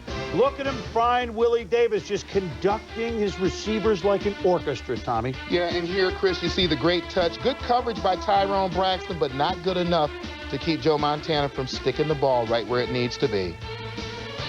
Montana can still catch the receiver in stride. That's to Willie Davis for a touchdown. The Chiefs led it 14-3 before the Broncos came from behind to win it 27-21. Tommy, I mean, every player on the Chiefs now knows, just like every player on the 49ers always knew that with Montana, they're going to be involved in the offense at some point. Yeah, I think 3 points to make about Montana. First of all, you saw him today throw the ball to every area of the football field. He can still throw the deep ball. He can give you the touch. He can look the safety off and deliver the ball to the far sideline. The strong arm, he still has it. Number two, he allows his receivers finally to get in mental sync with him. Earlier in the season, they were dropping a lot of balls because they didn't know that in the middle of double coverage, he can put the ball on the numbers. And I think the third thing about Joe Montana is that he lifts everybody to another level of play on that team, offensively and defensively. Well, if he's the maestro, I think today we saw another example of why your ex-teammate John Elway is the magician. He just churning with the legs and churning with the arm, and Elway improvises so well. Obviously, Joe does too, but Elway is more forceful here. Out of the pocket, he somehow finds Tony Kimbrough. Yeah, and then there's not many ball players that can make this play. You see John Elway improvise here, moving out of the pocket to his left, and then throwing across his body to Rod Bernstein, who couldn't ask for a better pass right where it needed to be.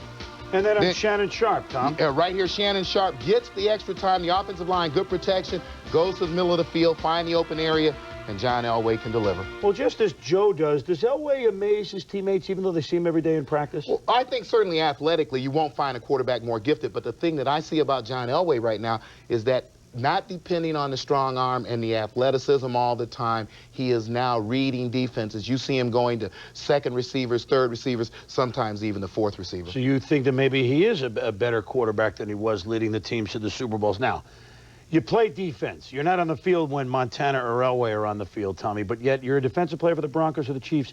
Do they make you better players? Well, I think certainly what they do is they give you a better chance to win on the football field. So anytime that you're out there, you know defensively, if you stay close, one of these guys, if you can get it within 6 points at the end of the game, these guys will give you a chance to walk off with a W. Well, they may face each other a third time this year. They've split their regular season, and the Broncos, along with the Raiders, won behind the Chiefs now in a very good AFC West. The Chargers hope they're still a part of. Although they're trailing at halftime, Edgar Bennett and the Packers leading 13-6. More from the Murph in a moment.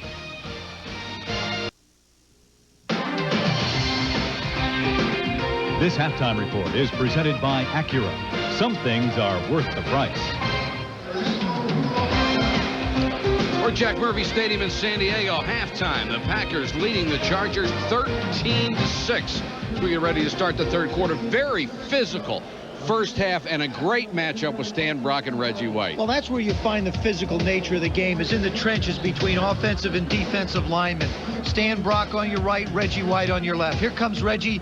This is just a big bull rush. Stan does a good job, neutralizes Reggie. Now Reggie just loads up and lets it go. These are two men going toe-to-toe in a war. Stan does a nice job of cutting them down. Here Reggie shows his athletic ability, hurdles Brock, goes up, knocks the pass away. I think you can expect a lot more of that, but I would expect Reggie White to be in a little bit of a different place in this half. I expect him to be maybe over somebody else instead of just Stan Brock. Stan Brock's doing too good a job. We'll be back with the start of the third quarter in just a minute.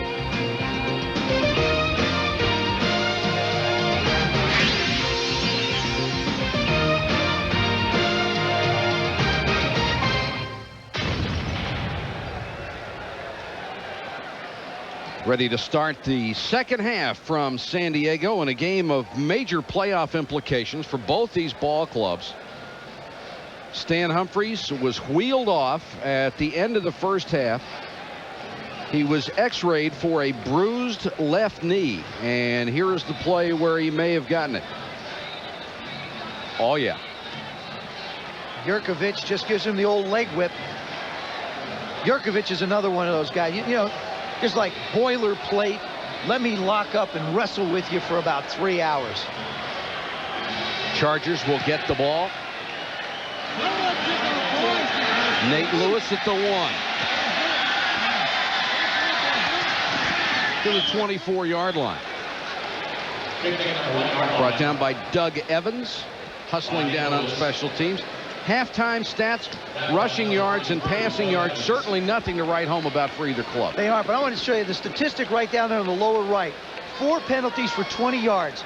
All they are is 5-yard penalties, but they were on 2 successive drives, which made it 1st and 15 for the Chargers. You can't play that way. You can't try and make up 15 yards every time out. That hurt them.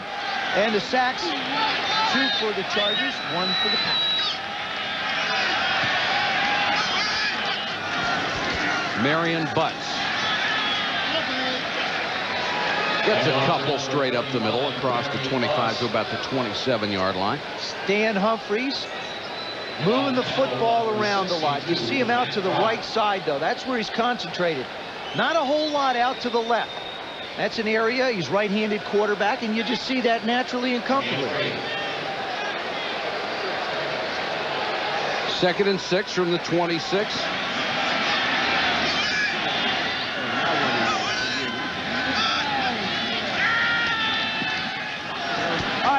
Miller out of bounds at the 36-yard line. Buckley made the stop.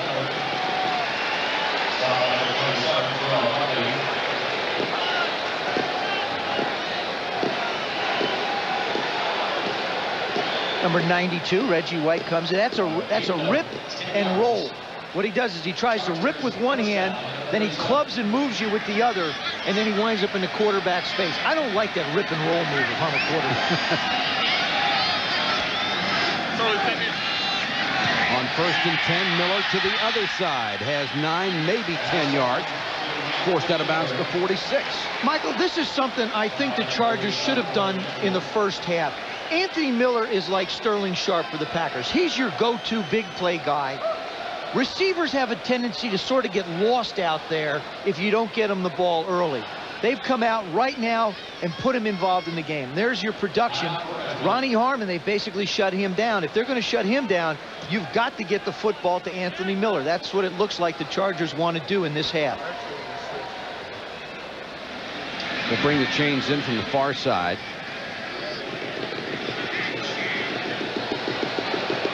And it's about the length of a football short of a first down, so 2nd and a foot. I think it's going to be short by about the length of a football. You are on a roll. Sterling plying his time, waiting to get back in the ball game. I'm amazed at him being able to play. The guy does not practice. I mean, doesn't practice. He doesn't even warm up. He doesn't even catch the ball in warm-ups as the team warms up before a game. He just comes out and plays. And that's why, you know, him sitting down for a little while is good, because he gets out of shape, and they'll need him in the 4th quarter. Mike Holmgren says he doesn't know how he does it. 2nd and a foot, free play for Humphries. Throws and too high for Marion Butts in the flat. And Joe, I believe that's the 4th time he's had that little short toss and has been way off with it. He's been high with it, and that's the problem. Marion Butts is going to help out. There you go. Now, who's chipping on who? I guess that's the question. Butts is going to go out to try and help. And watch this. Butts comes out, and he just takes him out. And that's the problem, is what happens is the timing of the route is thrown off because of Reggie White. Now 3rd and a foot. They'll go with Natron Means trying to get the first down, hit in midair, fell forward and looked like he got enough. Natron at 245 went airborne. Boy, they're going to bring out the chains. This is going to be a close spot. What happens is, as he goes up in the air, he starts to become a propeller. And instead of the ball going forward, it actually winds up coming back. Reggie on a slant. You see him go. Now, see the ball? It doesn't go forward. It sort of comes backward. I think they have it, but it's only going to be by about a lace or two.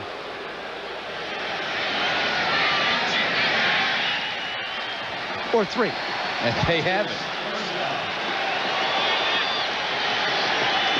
This is a very important drive for the Chargers. They finished strong at the end of the half, and I remember playing for George Allen and Joe Gibbs both, and they preached the first series of the second half, the first series of the game are very important. Humphries airs one out. Miller can't get there. Just off his fingertips, Buckley astride behind him.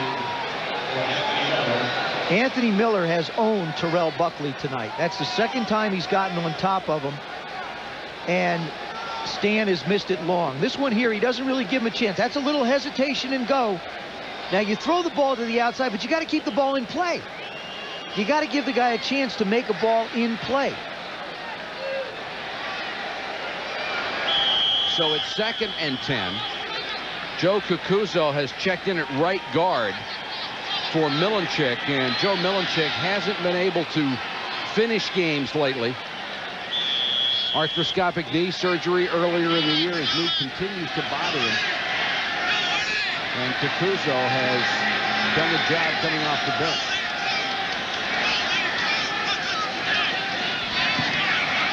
Here comes the Packers on defense, and the pass complete for a first down. Miller makes the grab in front of Buckley again, and that time Humphries was running for his life. Well, actually what happened is the Packers had a blitz on, and the Chargers guessed with them.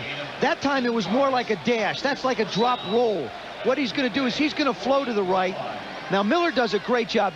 Terrell Buckley knows he just got beat. It's the same exact move right there, except now he stops. Now, watch him work back. See how he works back towards the quarterback. Excellent discipline. Miller 4th in the conference in catches, 5th in yards. Play action by Humphries. Plenty of time. Floats it to Butts. And Butts gets an extra yard. Good solid tackle by Buckley. I mean, that's 174 pounds carrying an anvil in his pocket against 250. Terrell Buckley, when he came into the league, said that he was going to have 20 interceptions and be all-world and everything else. And Leroy Butler went up to him and said, listen, stop putting so much pressure on yourself. Just relax, go play the corner.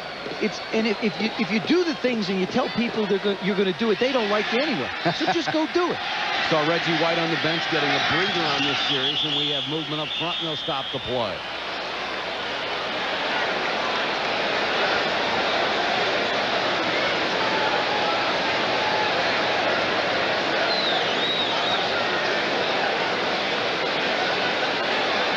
.11:54 to go, third quarter. The Chargers, with 5 touchdowns in 7 home games, have 2 field goals tonight. And their defense, which hadn't given up 1 in 13 quarters, finally gave 1 up. Prior to the snap, we got a false start on number 87 offense. 5-yard penalty. Repeat second down. I don't think Dwayne Young agrees with the call. And there's Reggie, getting some fluid. Well, not only that, see, it's a 2-cup night. That's how much he's working. He had the 1 cup. He has the other one in his hand just in case. He's working a lot, so it's a 2-cup night. And San Diego has not gone with the run very much. 32 passes to only 13 runs tonight.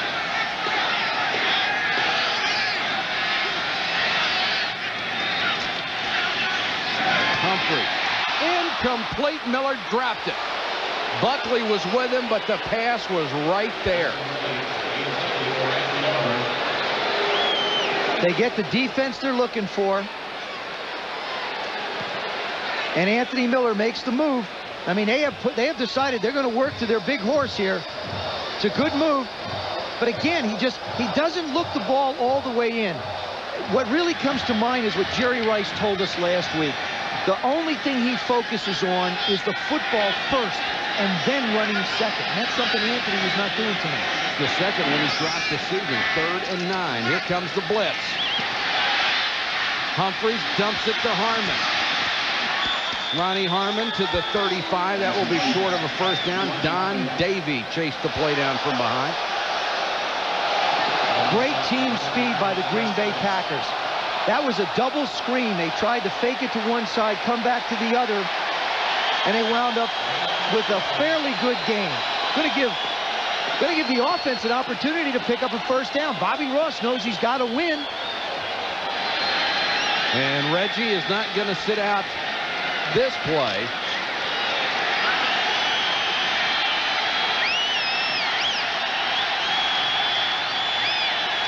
And now Humphries is going to have to burn a timeout. Only 3 seconds left on the play clock. 10:51 on the game clock. 3rd quarter. Still a 1-touchdown game.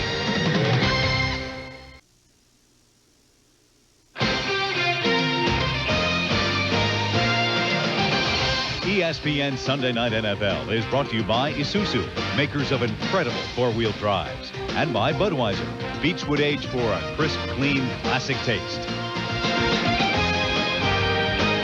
13-6, 3rd quarter. Mike Homer on the left, Bobby Ross on the right. Both of them know how important this game is. If I'm the Chargers and Bobby Ross right now, I put Anthony Miller and Ronnie Harmon to the same side, force the Packers to try and double cover one of them, but they can't double cover both. And that's exactly where they are, with Harmon in the slot near Miller. Humphries looking that way and never had a chance. Tony Bennett. His first game was the 31st of October after a contract holdout. The man who had 13.5 sacks a year ago now has 3.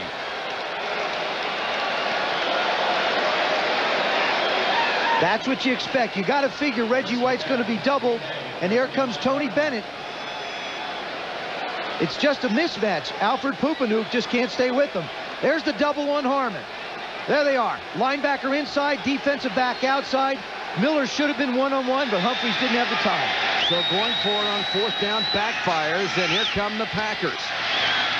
Thompson to the 47-yard line, gain of maybe 2. We talked about the philosophy of the Green Bay Packer offense. You'll see on Brett Favre's passing chart that first of all, he has no completions down the field, but everything is out here. And again, he's a right-handed quarterback, so the ball works from the center to the right. That's just a natural evolution of the quarterbacking position. Put the backs on 2nd and 8. Favre with room to run. Dives forward and stretches the ball out.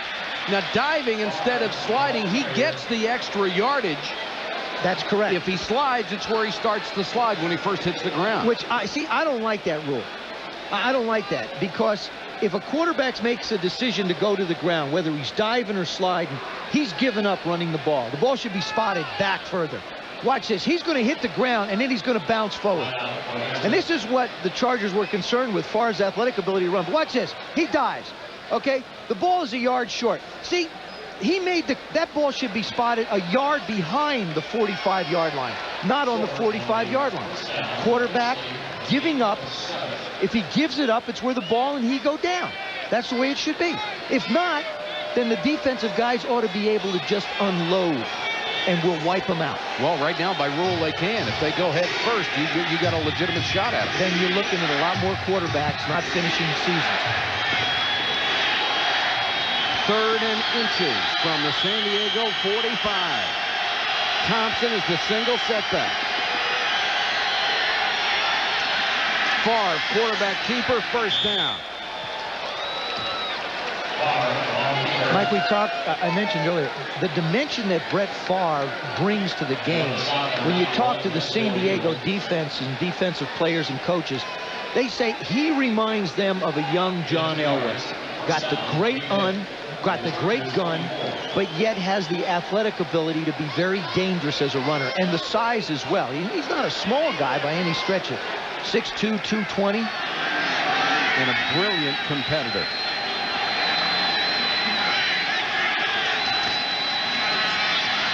Favre throws short. Jackie Harris makes the catch at the 38-yard line. Darren Carrington on the stop.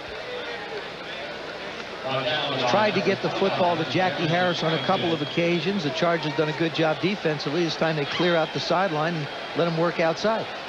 And Jackie Harris, who had a knee injury earlier, arthroscopic surgery, came back very quickly, limps off the field.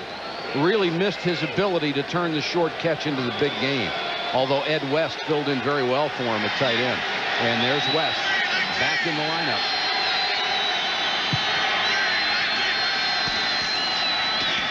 Thompson on the delay. Very close to another first down. Thompson, ball carrier. The tackle by Junior Seau.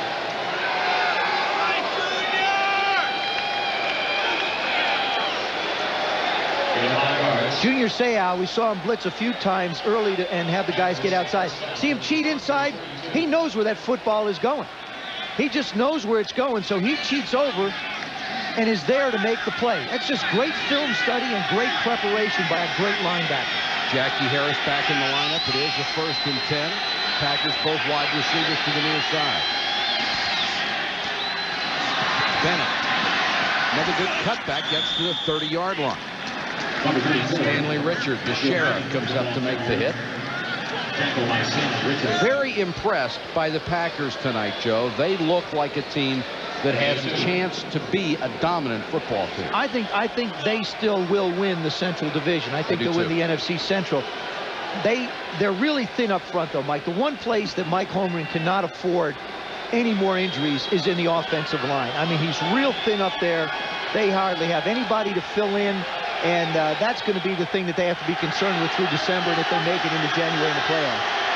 2nd and 8. Favre naked bootleg throws on the run and overthrows. Jackie Harris never had a chance. Great job, Chris Mims. They fooled him the first time early in the game. Second time he got a sack. This time he got his hands up. Coming right at you. Left part of the screen. Mims, again, not fooled in pursuit. Obviously, Coach Arnsparger got to him and says, you have contained. This is one you don't call again, isn't it, after 2 times right in your face? Well, yeah, you're right. Yeah, Brett's got to look over the sidelines and shake his head and say, no, Mike. Morgan and Lewis come in as wide receivers. As they go to 4 wide, Sterling Sharp in the slot to the near side.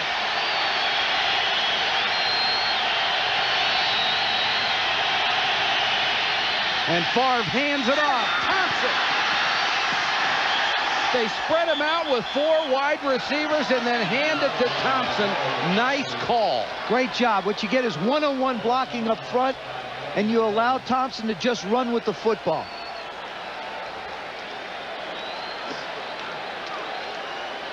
This one goes right over the left guard position right there. Doug Waddell, he's going to fire out. The hole's coming out over here. There's a nice job on Seau. All he has to do is lock him up and almost puts him on his back. Thompson got the ball in the outside hand. Pursuit's coming from the inside. Good play. An offensive line that's lost 3 starters. Here's another blitz. Thompson lost his footing as he tried to cut outside. Carrington made the tackle. Well, San Diego uncharacteristically coming very hard, as they did last week against Elway. And they need Daryl Thompson to step up, because I think that if you're looking at an area where the Packers want to improve it, it's at running back. And Daryl Thompson was miscast here in an offense where he was asked to block. Now he's running from a little bit deeper. He was an eye back at Minnesota and is being quite productive tonight. 2nd and 10. They show blitz again. Here they come. Bennett. And a blitz not only gets you after the quarterback, it plugs up all the running lanes, too. And Plummer and Seau right there. Well, basically, Matt, Mike, you have gaps. in the offense. And what happens, you see these gaps here, all they want to do is fill them. That's what they want to do. They want to fill them with bodies so that there's too many people up there for them to block. And that's exactly what happens. You see Sayal, even though he comes from the right, the guards and tackles really don't know who to pick up.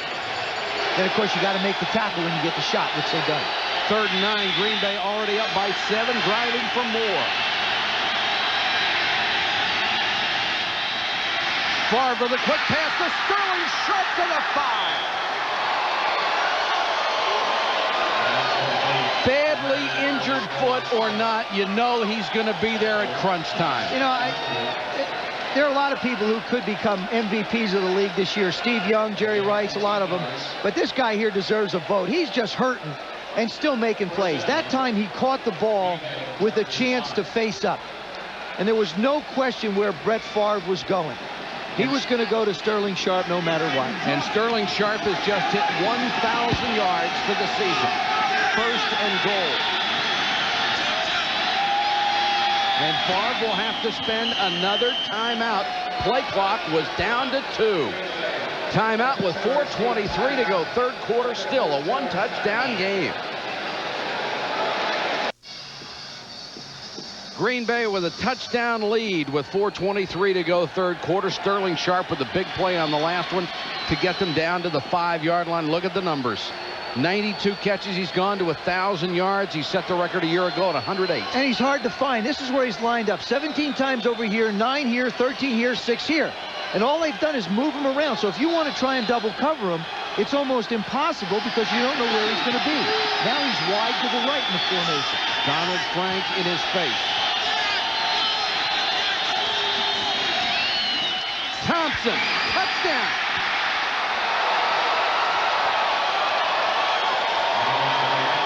Ran right over Harry Galbraith, the right guard. Frank Winter, the center, number 52. Harry Galbraith, number 76. Only the 2nd touchdown of the year for Darrell Thompson, and what a big one it is for Green Bay. There's Junior Seau. There's Frank Winter. He's going to take him out. Thompson's coming right through there for the 6. Great job of initial contact, then turn your body, give the runner a place to go, and that's exactly what he did. Frank Winters acquired as a Plan B free agent from Kansas City last year.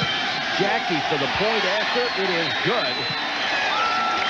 And the Green Bay Packers have taken a 20-6 lead. Darrell Thompson in action.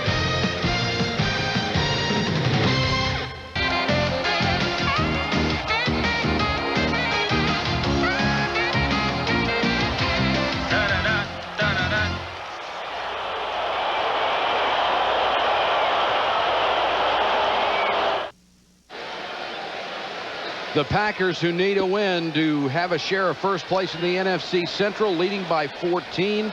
The scoring drive, this one 55 yards, took 6:28 off the clock, and Thompson capped it from 5 yards out. Nate Lewis, the deep man, driven into the far corner. Got some room. Nate Lewis brought down at the 50-yard line. Roland Mitchell made the tackle and saved the touchdown. A return of 46.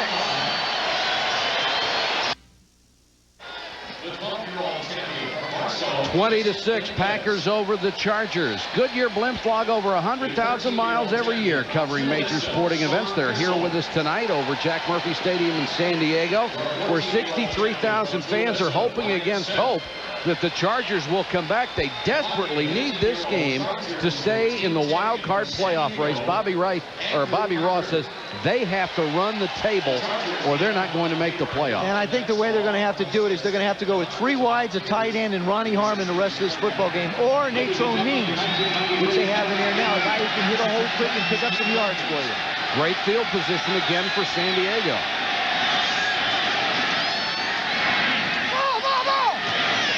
Miller, pick up about 8. Roland Mitchell makes the stop again. The Chargers with 5 touchdowns at home as opposed to 15 on the road. This is their 7th home game. With 5 touchdowns at home, they need 2 in the last 1 quarter and 3.5 minutes to tie up this game.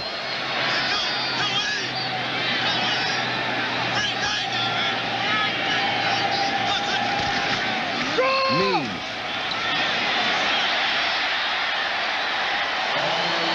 Nice little display of gliding through the hole down to the 35. You know, I don't think there's any reason to panic, but I think as an offense, you got to pick up the pace a little bit now. You've got to get in and out of huddles. You can't let that clock get anywhere near down around 6-7 seconds. You've got to be snapping the ball with 15 seconds to go and saving it. Jack Riley, the guy right in the middle, the man with the snow on his head. Play action by Humphrey. Plenty of time. Now chased by White and throws. Almost intercepted. Intended for Miller, and George Teague, the rookie from Alabama, nearly had it. There is a flag down in the backfield. And maybe that's why Stan Humphries had all that time. Well, that's a little bit of a problem. Anytime Stan Humphries has to hold the ball longer, it creates a problem. Holding number 87 offense. 10-yard penalty. Repeat first down. Dwayne Young guilty of a hold, and it was either on Bennett or Pop. Bennett, I believe, coming from the right side. 6th penalty against San Diego. Zip for Green Bay, and that'll make the coaches happy. So now it's 1st and 20. Means is out. Ronnie Harmon comes in. Lewis on the flanker screen. Nothing doing. Johnny Holland was there to make the stop after Mitchell was blocked off the play. Holland has had a big night, as have the rest of the Packer linebacker. He really has. What happens is he picks his way through the blockers that time to make a great play. But there's a war going on out here, and it's between number 92 and number 67. Stan Brock doing a good job. Reggie White just working. The 2 of them are locked up. Reggie doesn't like that. Humphries under pressure. The sack by Bennett. His 2nd. And there's another flag down.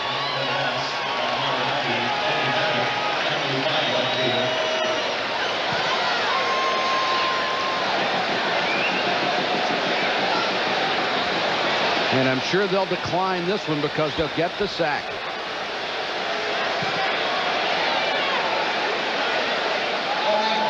What happens is they'll double team Reggie White and allow Bennett to go one-on-one to make the play. There's Reggie getting here, the double, and there's the one-on-one, and that's what happens. Humphries doesn't get a chance to step up inside, and you wind up with the sack. And that is what Reggie White has done for this defense. It has freed up Bennett. It has freed up Bryce Pop, the other down lineman, and that's why they are 4th in the NFL in defense. He's going up. Humphries needs the big play over the middle, short to Sean Jefferson. Jefferson at the 41-yard line. They have to go inside the 25 for the first down. There's another marker on the play. Personal foul. Oh, the Packers let him out of a hole that time. Didn't they? 3rd down and 30,000 miles. Was it Bryce Pop who got there late?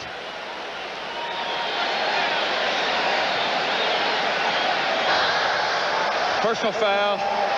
Roughing the quarterback. 15-yard penalty from the end of the pass and catch. First down. It's not from the point of the play. It is from the completion. Humphries rolls out. He lets the ball go. Yeah. Oh yeah. You know they're talking about 1 step, not 3 steps. Stan's not going to take it either.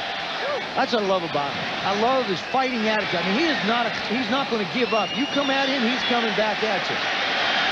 Mental mistake by the Green Bay Packers defensive line and linebacker. And they wait the entire game to get their first penalty, and it is a huge one. Even after the completion, San Diego was facing 4th and about 12. They might have decided to go for it again. Instead, they have a first down at the Green Bay 25-yard line. Huge penalty.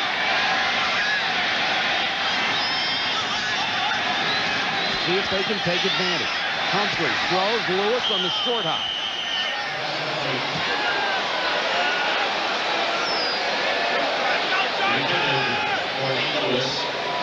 Ronnie Harmon is back in the backfield on the right side, but watch the job that he does. Watch Harmon come out here to the right. Look at this. Look at this shot right there. That's Ronnie Harmon chipping on Bennett. He's going to help out Stan Brock. Can't call that a chip game. Very, very physical football game from the very beginning. 2nd and 10.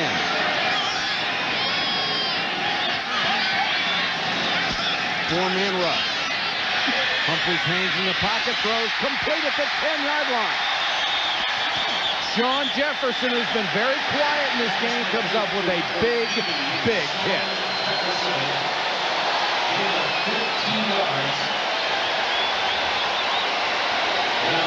Excellent protection. Joe Cacuzo this time. Courtney Hall coming over to help out. They're keeping everybody busy, giving Stan Humphries an opportunity to throw to lanes. I've been impressed with the job that the wide receivers have done tonight overall for the Chargers. They've made some great tough catches. 1st and 10, San Diego. Humphries with time to the corner of the end zone, intended for Jefferson, overthrown. Terrell Buckley on the coverage.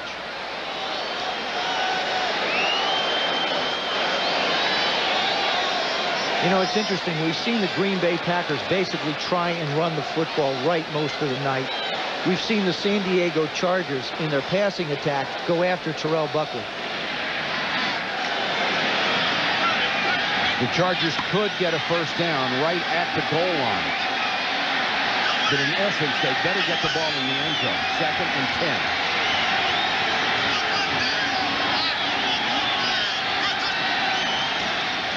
Again, fade. Touchdown, Lewis.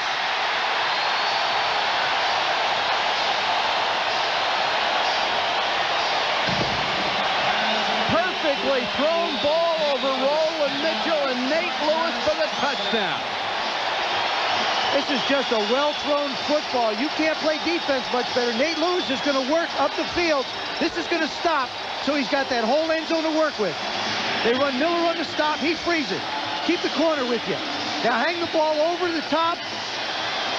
That's a great throw, great catch. Well, we talked about the style of defense the Packers play. They'll line you up one-on-one. Mitchell beaten for Lewis's 4th touchdown catch this year. Carney to make it a 1-touchdown game. And he does. Stan Humphries with the scoring pass to Nate Lewis. It's 20-13. Green Bay by a touchdown. 39 seconds to go, 3rd quarter. Bryce Popp on the phone upstairs to the coaches. He was the man who committed the personal foul that kept the drive alive. 3 minutes, 40 seconds, 51 yards. The great throw, great catch by Nate Lewis. And here is the penalty. What happens is Humphries lets the ball go, and both Popp and Bennett come in and give him a shot. Humphries coming up swinging. And Ronnie Harmon went after Bennett. San Diego clinging to playoff hopes. Marcus Wilson to the 45-yard line. John Carney had to make the stop, a return of 35 for the 2nd-year free agent from Virginia. Coach Cromwell appreciates it. Big play by his special teams. What a great player he was for the Rams. Really loves coaching. I mean, really, really loves to coach, loves everything about it. Great teacher. Great field position for Green Bay at their own 45 with 28 seconds to go in the quarter. Junior's pumped for it. Thompson tries to go outside, and Sayal ran him down. What an athlete. What an athlete. Watch this. This time Junior guesses right. What he does is he decides to shoot the gap, and he just doesn't stop running. He's gone right now. They hardly get a push on him. Now it's just speed on speed. Junior wins this one. And if you're in a playground, he's the first guy you choose for your side. That's the end of the third quarter.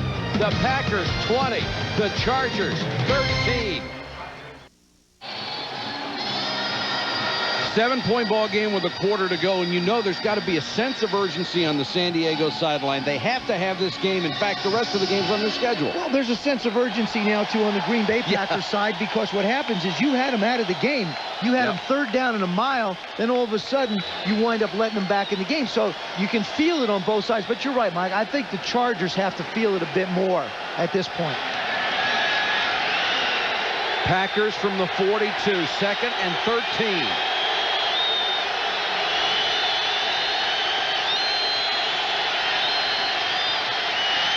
Favre to Sharp.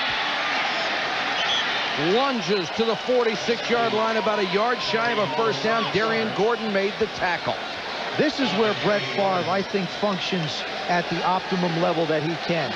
It's a quick spin around, play action fake, set your feet and step forward and fire the football. He's got a great arm. Sterling Sharp gives him a perfect target. And with two good feet, he might break that all the way. Exactly. But because of the problems with his feet, he just says he gives up and doesn't try and run through people as much. 3rd and short.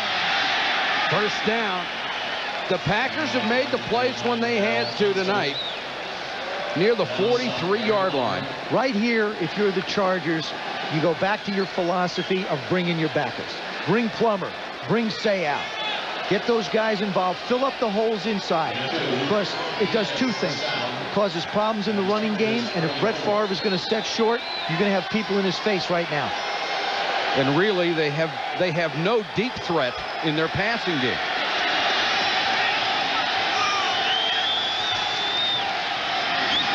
Thompson bounces off the tackle. Stiff arm gets a first down, gain of 12, first down at the 32. A gain of 13 for Darrell Thompson. Sherm Lewis, the offensive coordinator, described Darrell Thompson to me as a big, strong guy, and here he shows it. Goes inside hard, bounces off. Now he turns some speed on outside and uses the old stiff arm. Pick up a few extra yards. He was a first-round pick in 1990 out of Minnesota, where he set all kind of records with more than 4,500 yards rushing. Didn't fit with Lindy and Fonte's system for 2 years. Hurt last year, making a statement this season. Bennett, the single setback. Cuts inside of O'Neal, but couldn't get by him. Drags Leslie O'Neal to the 40-yard line. Leslie O'Neal, really, that's the second time he's been involved. He had the sack on Favre earlier in the game, first half, and now he makes a play on a run. This is a tough offense for him to be productive against, because Leslie O'Neal is a setup-style defensive end. He likes to set the tackles up, work them outside, and then come on inside, get 2 or 3 sacks a game. Tough to do it against an offense that quick sets like this one. And Rutgers, except for the 1 sack, has done a superb job against him. 2nd and 9, and movement up front. People offside, and they'll whistle the play dead. Looked like Sterling Sharp got a quick jump.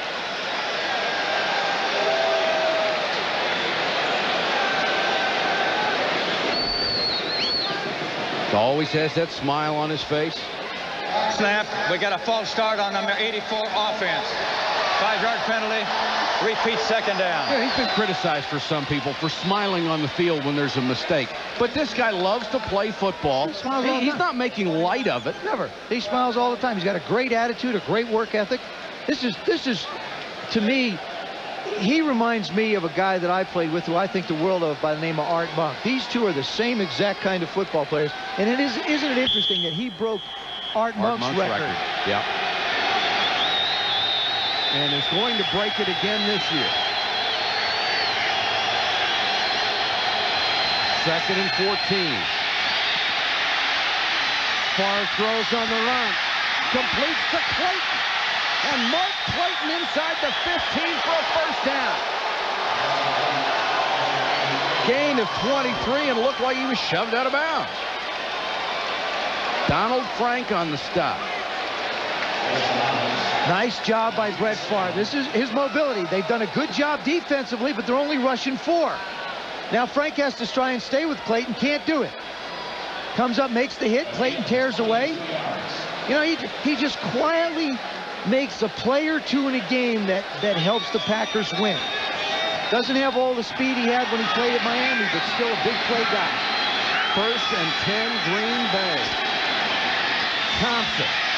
Boy, he just protected the ball that time. As Junior Seau grabbed him and threw him down. That's the first time they've come with multiple backers. And I don't understand why they didn't do it earlier in the series. I think they had him backed up around the 40, 45-yard line. Might have been a little bit better time to put pressure on him. All the guys looking up at the clock. They're well aware of what's going on. There you see Seau filling inside again. Blaze Winter coming in, making the play. Clayton is out. Ed West checks in. Double tight end set. On 2nd and 12. Bennett. Caught at the 15. Wouldn't let him go. Big play by Carrington and Plummer. I mean, see, now you got your backers are closer to the line of scrimmage. I just don't see, you know, obviously they don't play a lot of man-to-man coverage, so maybe Bobby's a little bit leery of it. Watch him make the cut. Now, they're going to move. They're going to get Junior this time, but they're not going to get Gary, number 50. Plummer flowing with the attack. See Seau make the play. Plummer winds up with the tackle. 3rd and 11. Clock running. 10:36 left in the game. Clayton is back in.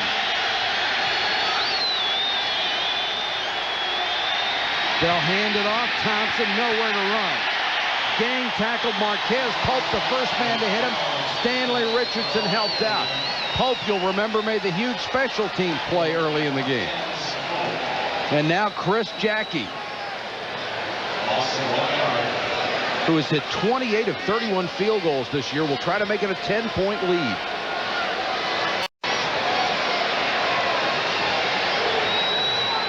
Only Nick Lowry has a better kicking percentage than Chris Jackie, who became eligible for that career field goal percentage lead this year.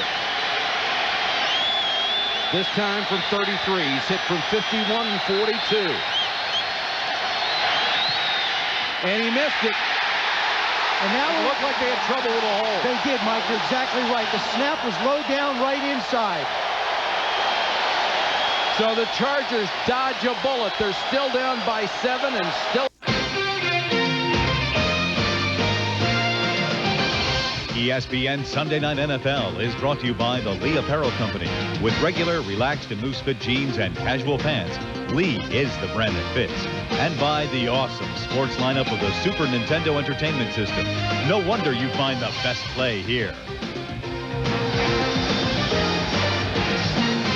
The punter, Brian Wagner, who is the holder for Chris Jackie as they talk it over on the sideline. A rare miss for the Packer field goal kicker this year. And now with 9:41 to go, the Chargers need a drive to tie it up. Humphries throws underneath to Harmon. Ronnie Harmon got as much out of it as he could, a gain of 8. 3 elements of a field goal or an extra point: snap, hold, and kick. The snap comes low and inside. Now the ball was, he handled it pretty well. Jackie just didn't think he was going to get it down. And what he does is hesitate. He moves it, does a good job. I'd give an okay with that hold.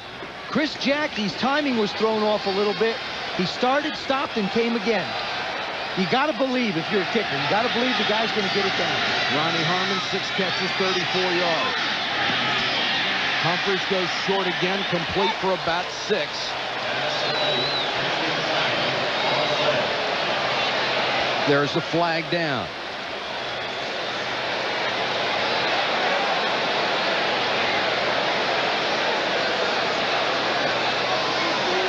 Another hold.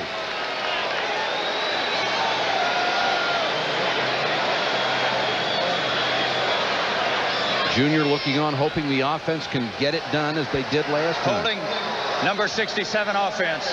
10-yard penalty. Repeat, second down. Stan Brock So once again, Joe, the Chargers offense goes in the hole. Here he comes out. This time he's going to get on. See it? The left hand get around. Once he got that left hand outside, that's all the official needed to see. And out goes the flag. Second and 11. Humphries under pressure.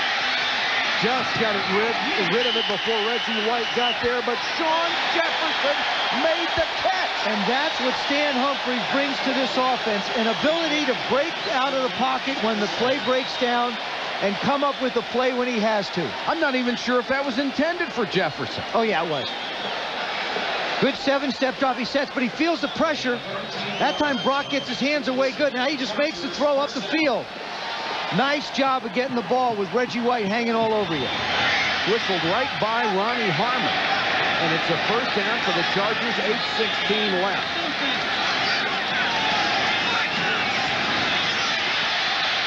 Humphries in the flat to Papuno. What a nice saving tackle by Butler. The secondary of the Packers has come up with some big plays tonight. And there's a lot of pressure on them because of the style of defense they play. Terrell Buckley's been beat a couple times, but no damage has been done.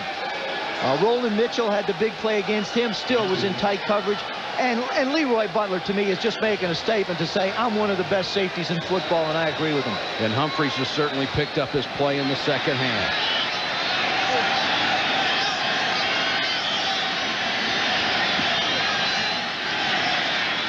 Second and 8, four-man rush. Humphries hit as he throws. Miller for the third time tonight. Anthony Miller has had a step on the secondary and been overthrown. Stan Humphries has had, you're right, I mean, he more than a step. He's got him beat by a good yard every time out, and Stan just overthrew it again. This time he doesn't, he just sets him up and takes off. Terrell Buckley thinks he's fast, but he's finding out that everybody in the National Football League is fast. We're really at least 2 touchdowns he should have given up tonight, and 3 big plays. He's lucky. Third and 8.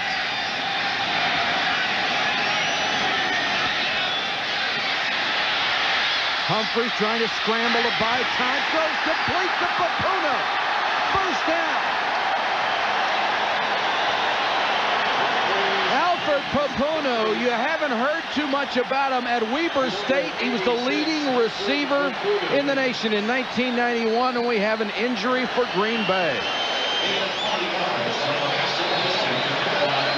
Courtney Hall, number 53. Joe Cacuzo, number 68.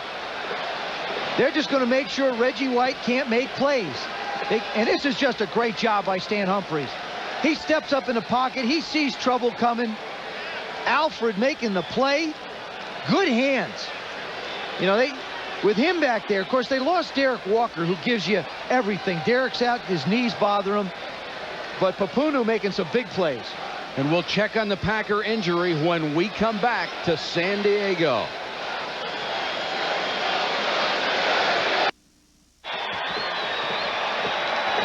.7:03 to go in the game. Green Bay leads by 7.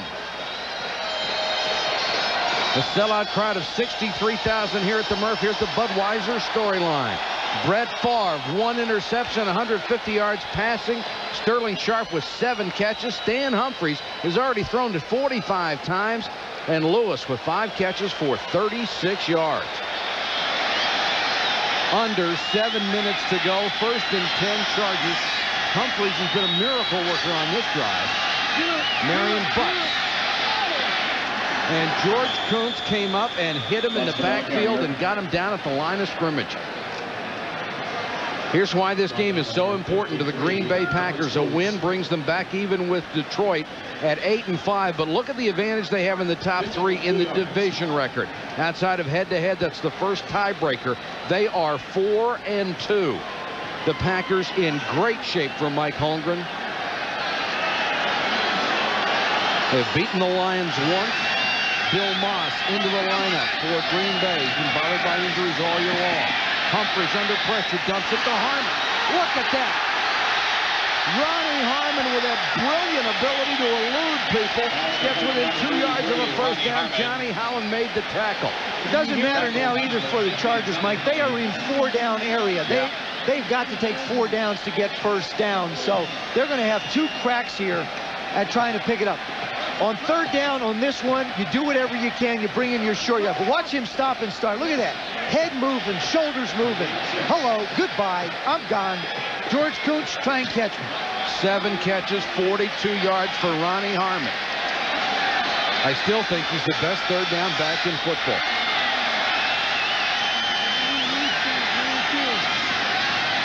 Means did not get it. Natron Means tried to go over the top. Wayne Simmons, number 59, was one of the first men to hit him, the rookie from Clemson. Natron Means is the wrong size to try and be a hurdler. First of all, he's 5'10", but the 250 doesn't allow you to get very high. That's the problem. I think he's got to try and find holes and squirt through them. There they are, 3 linebackers, but watch the one right in the middle come in and fill.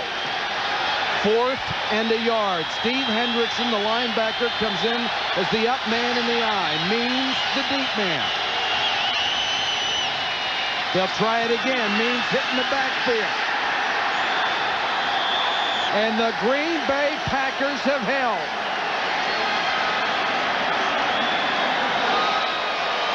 Mike, I've always believed that short yardage and goal line is purely a question of attitude. That time, the Packer attitude was greater than the Charger attitude. And you want to know the happiest man in the world is Bryce Popp, because he was the guy who made the first hit in the backfield after making that huge penalty earlier in the game. It's penetration. That's the key to short yardage and goal line. He gets by the nose, he gets by the center, comes in, takes a little piece of him. Packers have great speed defensively. Look at them all surge. Bryce Popp having a sensational year. Johnny Holland holding strong at the point of attack. So the Packers take over at their own 38. The clock, their biggest ally right now, 4:42 to go. San Diego comes with a blitz. Bennett gets outside. Leslie O'Neal got enough to bring him down. What you do now if you're the San Diego Chargers on defense, for example, you bring backers. You make them, you stop them, you put them in 3rd and long situations. If you're the Green Bay Packers, here's the other side of it. If you're Brett Favre, you work that 25-second clock down to snapping it where there's just 2 or 3 seconds left. You move in a slow-down pace now. You remind the guys, let's not turn it over. Do you throw it to Sterling Sharp? I think if I'm going to throw the ball, that's the guy I'm going to look for. 2nd and 7. Dexter McNabb is in the backfield as a blocker. Thompson, nothing. Junior Seau was waiting, tried to strip the ball at the 40. Now use a timeout. They have 2 left.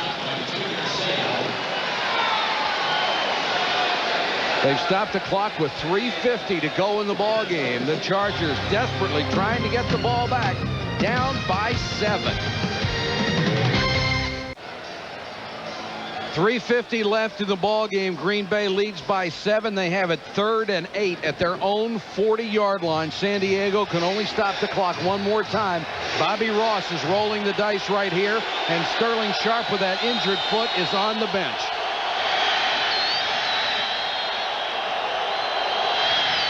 And they'll keep it on the ground to Thompson. Thompson fighting for yards, gets out to the 44. Same exact play they ran and got big yards on before. Put 4 wides out, spread them out. This time the Chargers did not fall for it. Looks like they called a timeout again to stop the clock. They used their last one with 3:41 to go in the game, and that is oodles of time, even without any timeout. Should be plenty of time, but remember, at the 2-minute warning, you're still going to have one more timeout. So they really, in essence, have 1 timeout left. So the Chargers will get at least another crack at it. And Brian Wagner's job is to kick it as far as he can. Chargers huddled up. There's Reggie. He'll get his opportunity to come back on the field in a moment. SportsCenter gets its opportunity coming up right after our broadcast.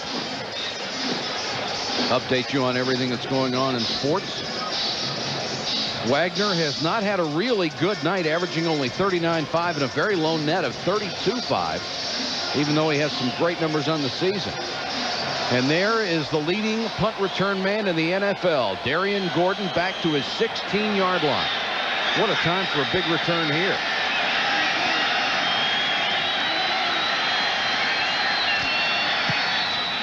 Wagner, nice punt. There's a flag down, and Gordon makes the fair catch out around the 25. A punt of only 32, but no return. Will check the penalty. And more pushing and shoving.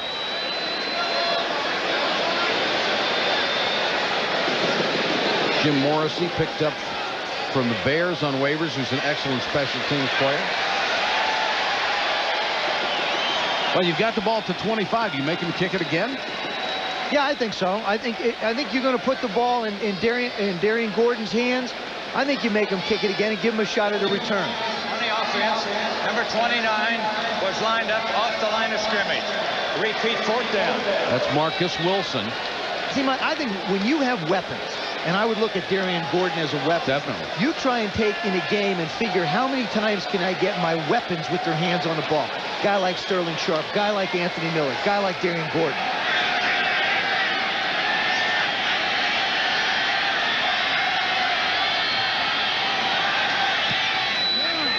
Booming kick this time. Gordon driven all the way back to the 11. Look at this return. One man away from breaking it out to the 33-yard line. A return of 21 after a punt of 49. Weapon indeed. Be with us for NFL Game Day Saturday at 11:30 in the morning for a special edition of Game Day. Chris Berman, Tom Jackson, and Chris Mortensen preview the Saturday games. Then on Sunday, Joe Theismann joins the crew at the regular time of noon Eastern for the complete preview of the day's action. Then at 7, prime time. You'll see all the highlights of all the games. Then at 8, Joe and I will be in the Hoosier Dome as the Eagles will take on the Colts. We guarantee you it'll be better than the Jets-Redskins game. Miller to the 45-yard line.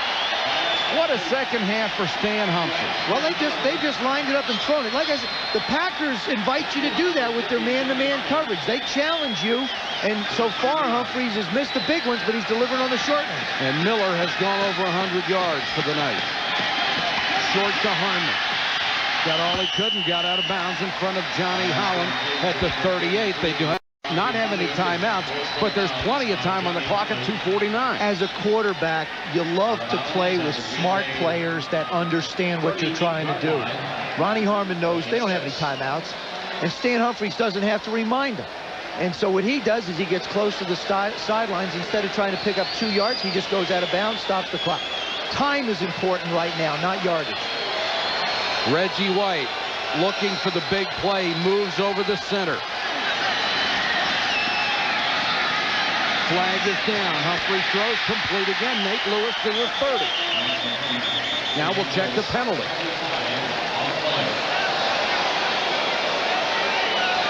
The Chargers have been hurt all night by penalties.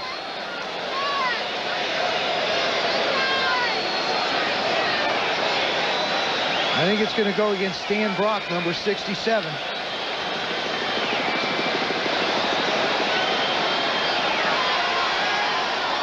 That'll cost him 5 and cost him the completion. And those tackles want to get out. Number 67 was moving simultaneously. You're right. Another offensive player. Repeat 2nd down. Brock just shakes his head. So does Bobby Ross.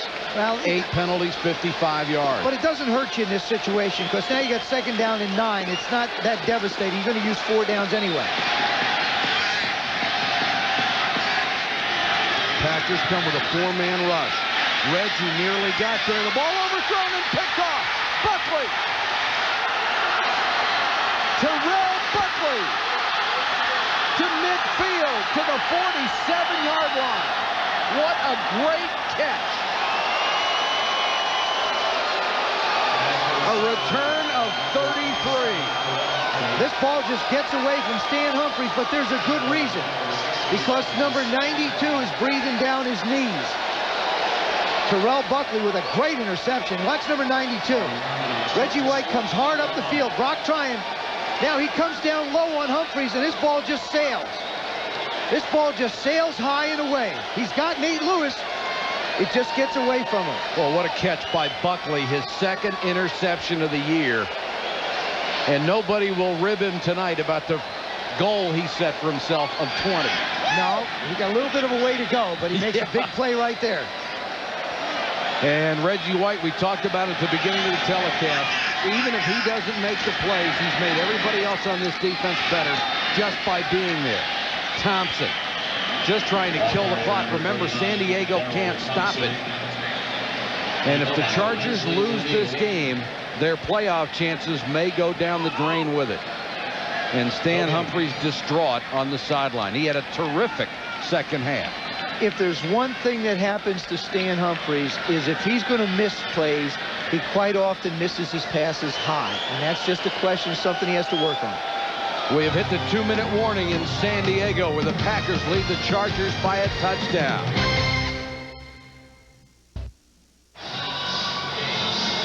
Green Bay with a 7-point lead over San Diego. Packers have the ball. The Chargers have no timeouts left. 2 minutes to go. And for San Diego, one of 6 teams chasing 3 playoff spots. And right now they are 6th in the pecking order. Pittsburgh to play tomorrow night. If the score holds here, they would be 6-7. And Sterling Sharp walking off the field. He will have another week to rest before he tees it up and plays again. He said he probably won't practice the rest of the year at all. And that foot won't heal until the season is over. Packers keep it on the ground. And Edgar Bennett brought down at the line of scrimmage. Things Sterling Sharp has done in the last couple of years, absolutely remarkable. 93 catches this year, chasing his own NFL record of 180. He should be able to get that easily if he can play. He's over 1,000 yards tonight. 4th time in his career he's gone over 1,000 yards. Certainly with Irvin and Rice, the premier receivers in football. And he doesn't have the blazing speed that they do. He gets it with guile and strength, determination. On 3rd and 10, Packers just worked on the clock. Bennett protecting the football, goes down at midfield. Now here's a situation for Mike Holmgren. Do you continue to run the clock down, or do you try and punt it and take the penalty? I think what you do is you get the clock down as close as you can to 0, and you punt the ball because you're still going to be using 5-6 seconds as the ball's in the air. Exactly. Another 4 or 5 on a possible return, unless it's a fair catch. The difference between the game clock and the play clock, they'll have to kick it at around 33 seconds. I would not take the penalty here, though, and stop the clock. I wouldn't help him out that way. It's a great point. You do burn another 5 seconds. But it looks like the Packers are going to do it. And the Chargers have nobody back. And they will take the timeout with 1 second left. Now at least they can come over to the sideline and talk about giving maximum protection to Wagner, because the Chargers may have to come after them. Yeah, well, they're going to come after it. There's no question. Something, that bothers me a little bit. You got a chance to run another 7 seconds, 8 seconds off the clock and take them down inside close to 20. And the fans are cheering because you're not going to see it because we don't want to promote it, but a nutcase has run onto the field. And here is another one who's run onto the field and ran right into Stan Humphries, and it looked like he tried to slug him, and then Ronnie Harmon went after him. This guy came straight after Stan Humphries. And fella, let me tell you, you're in the wrong place with guys who are a lot bigger than you are and a lot meaner. See, now, to me, these people ought to be fined exorbitant amount of money and have something done because they've disrupted the game. No, they need to be locked up. Well, that's not good enough. They ought to make them pay for it. I like that, too. Now back to football with 32 seconds to go. The Chargers do not drop anybody deep. And Brian Wagner knows he is going to see a team picture of the San Diego Chargers defense when the ball is snapped.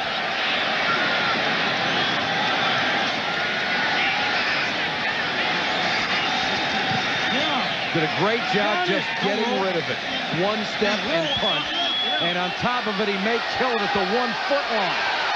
Oh, what a punt. That's a great job by your punter. Not only does he get it off, but it doesn't go in the end zone to get the ball to the 20 for him. And now the players are going after each other instead of the fans. Well, you can't ask for much more than that. An 11-man rush. He kicks it on one step, 49 yards, kills it at the 1. The other team has 18 seconds left and no timeouts.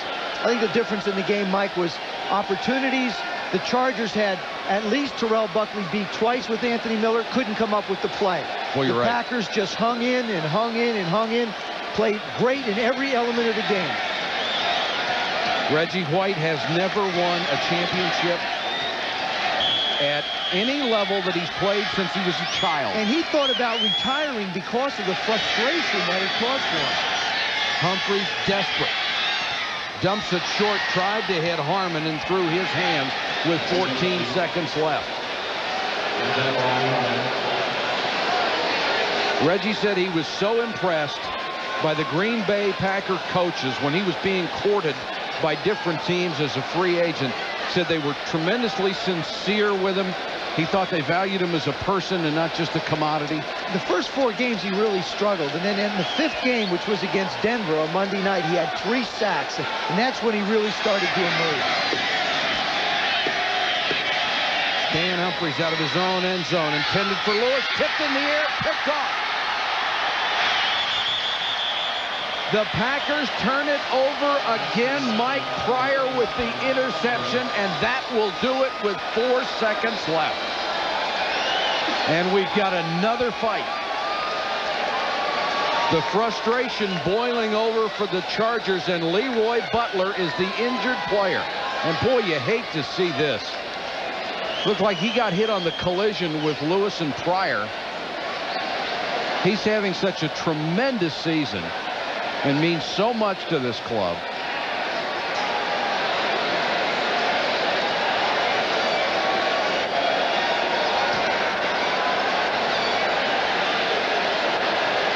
Leroy Butler's number 36. He's the right of your screen. There he is, going to come in and try and make a play. Well, you can't see it. He jumps out of the screen. Didn't look like he was in the air. He didn't look like he was injured. Could have landed on it. They're working on the left knee. And now he seems to be able to flex that leg, which is a wonderful sign. And he's up. Now Leroy will be able to leave under his own power and have a week to get well. Big night for him in the Packers secondary. That was a big move for them to move him from corner to safety. Yes, it filled was. in for an all-pro guy he lost by when Chuck Cecil went on to Phoenix. Greg Bourget, defensive line coach. And there's his big pupil. Reggie saying, man, I've been beat on for 3 hours. Don't be slapping me in the head. Well, he said he wanted a pat on the back every once in a while, not a beating. He got one in. Bobby Ross saw his team have some opportunities. Mike Holmgren sees his team stay in a race with the Detroit Lions in the lead in the NFC Central. Our final score, Green Bay 20, San Diego 13. For Joe Theismann and our entire ESPN crew, this is Mike Patrick. Good night from San Diego. SportsCenter is next after this.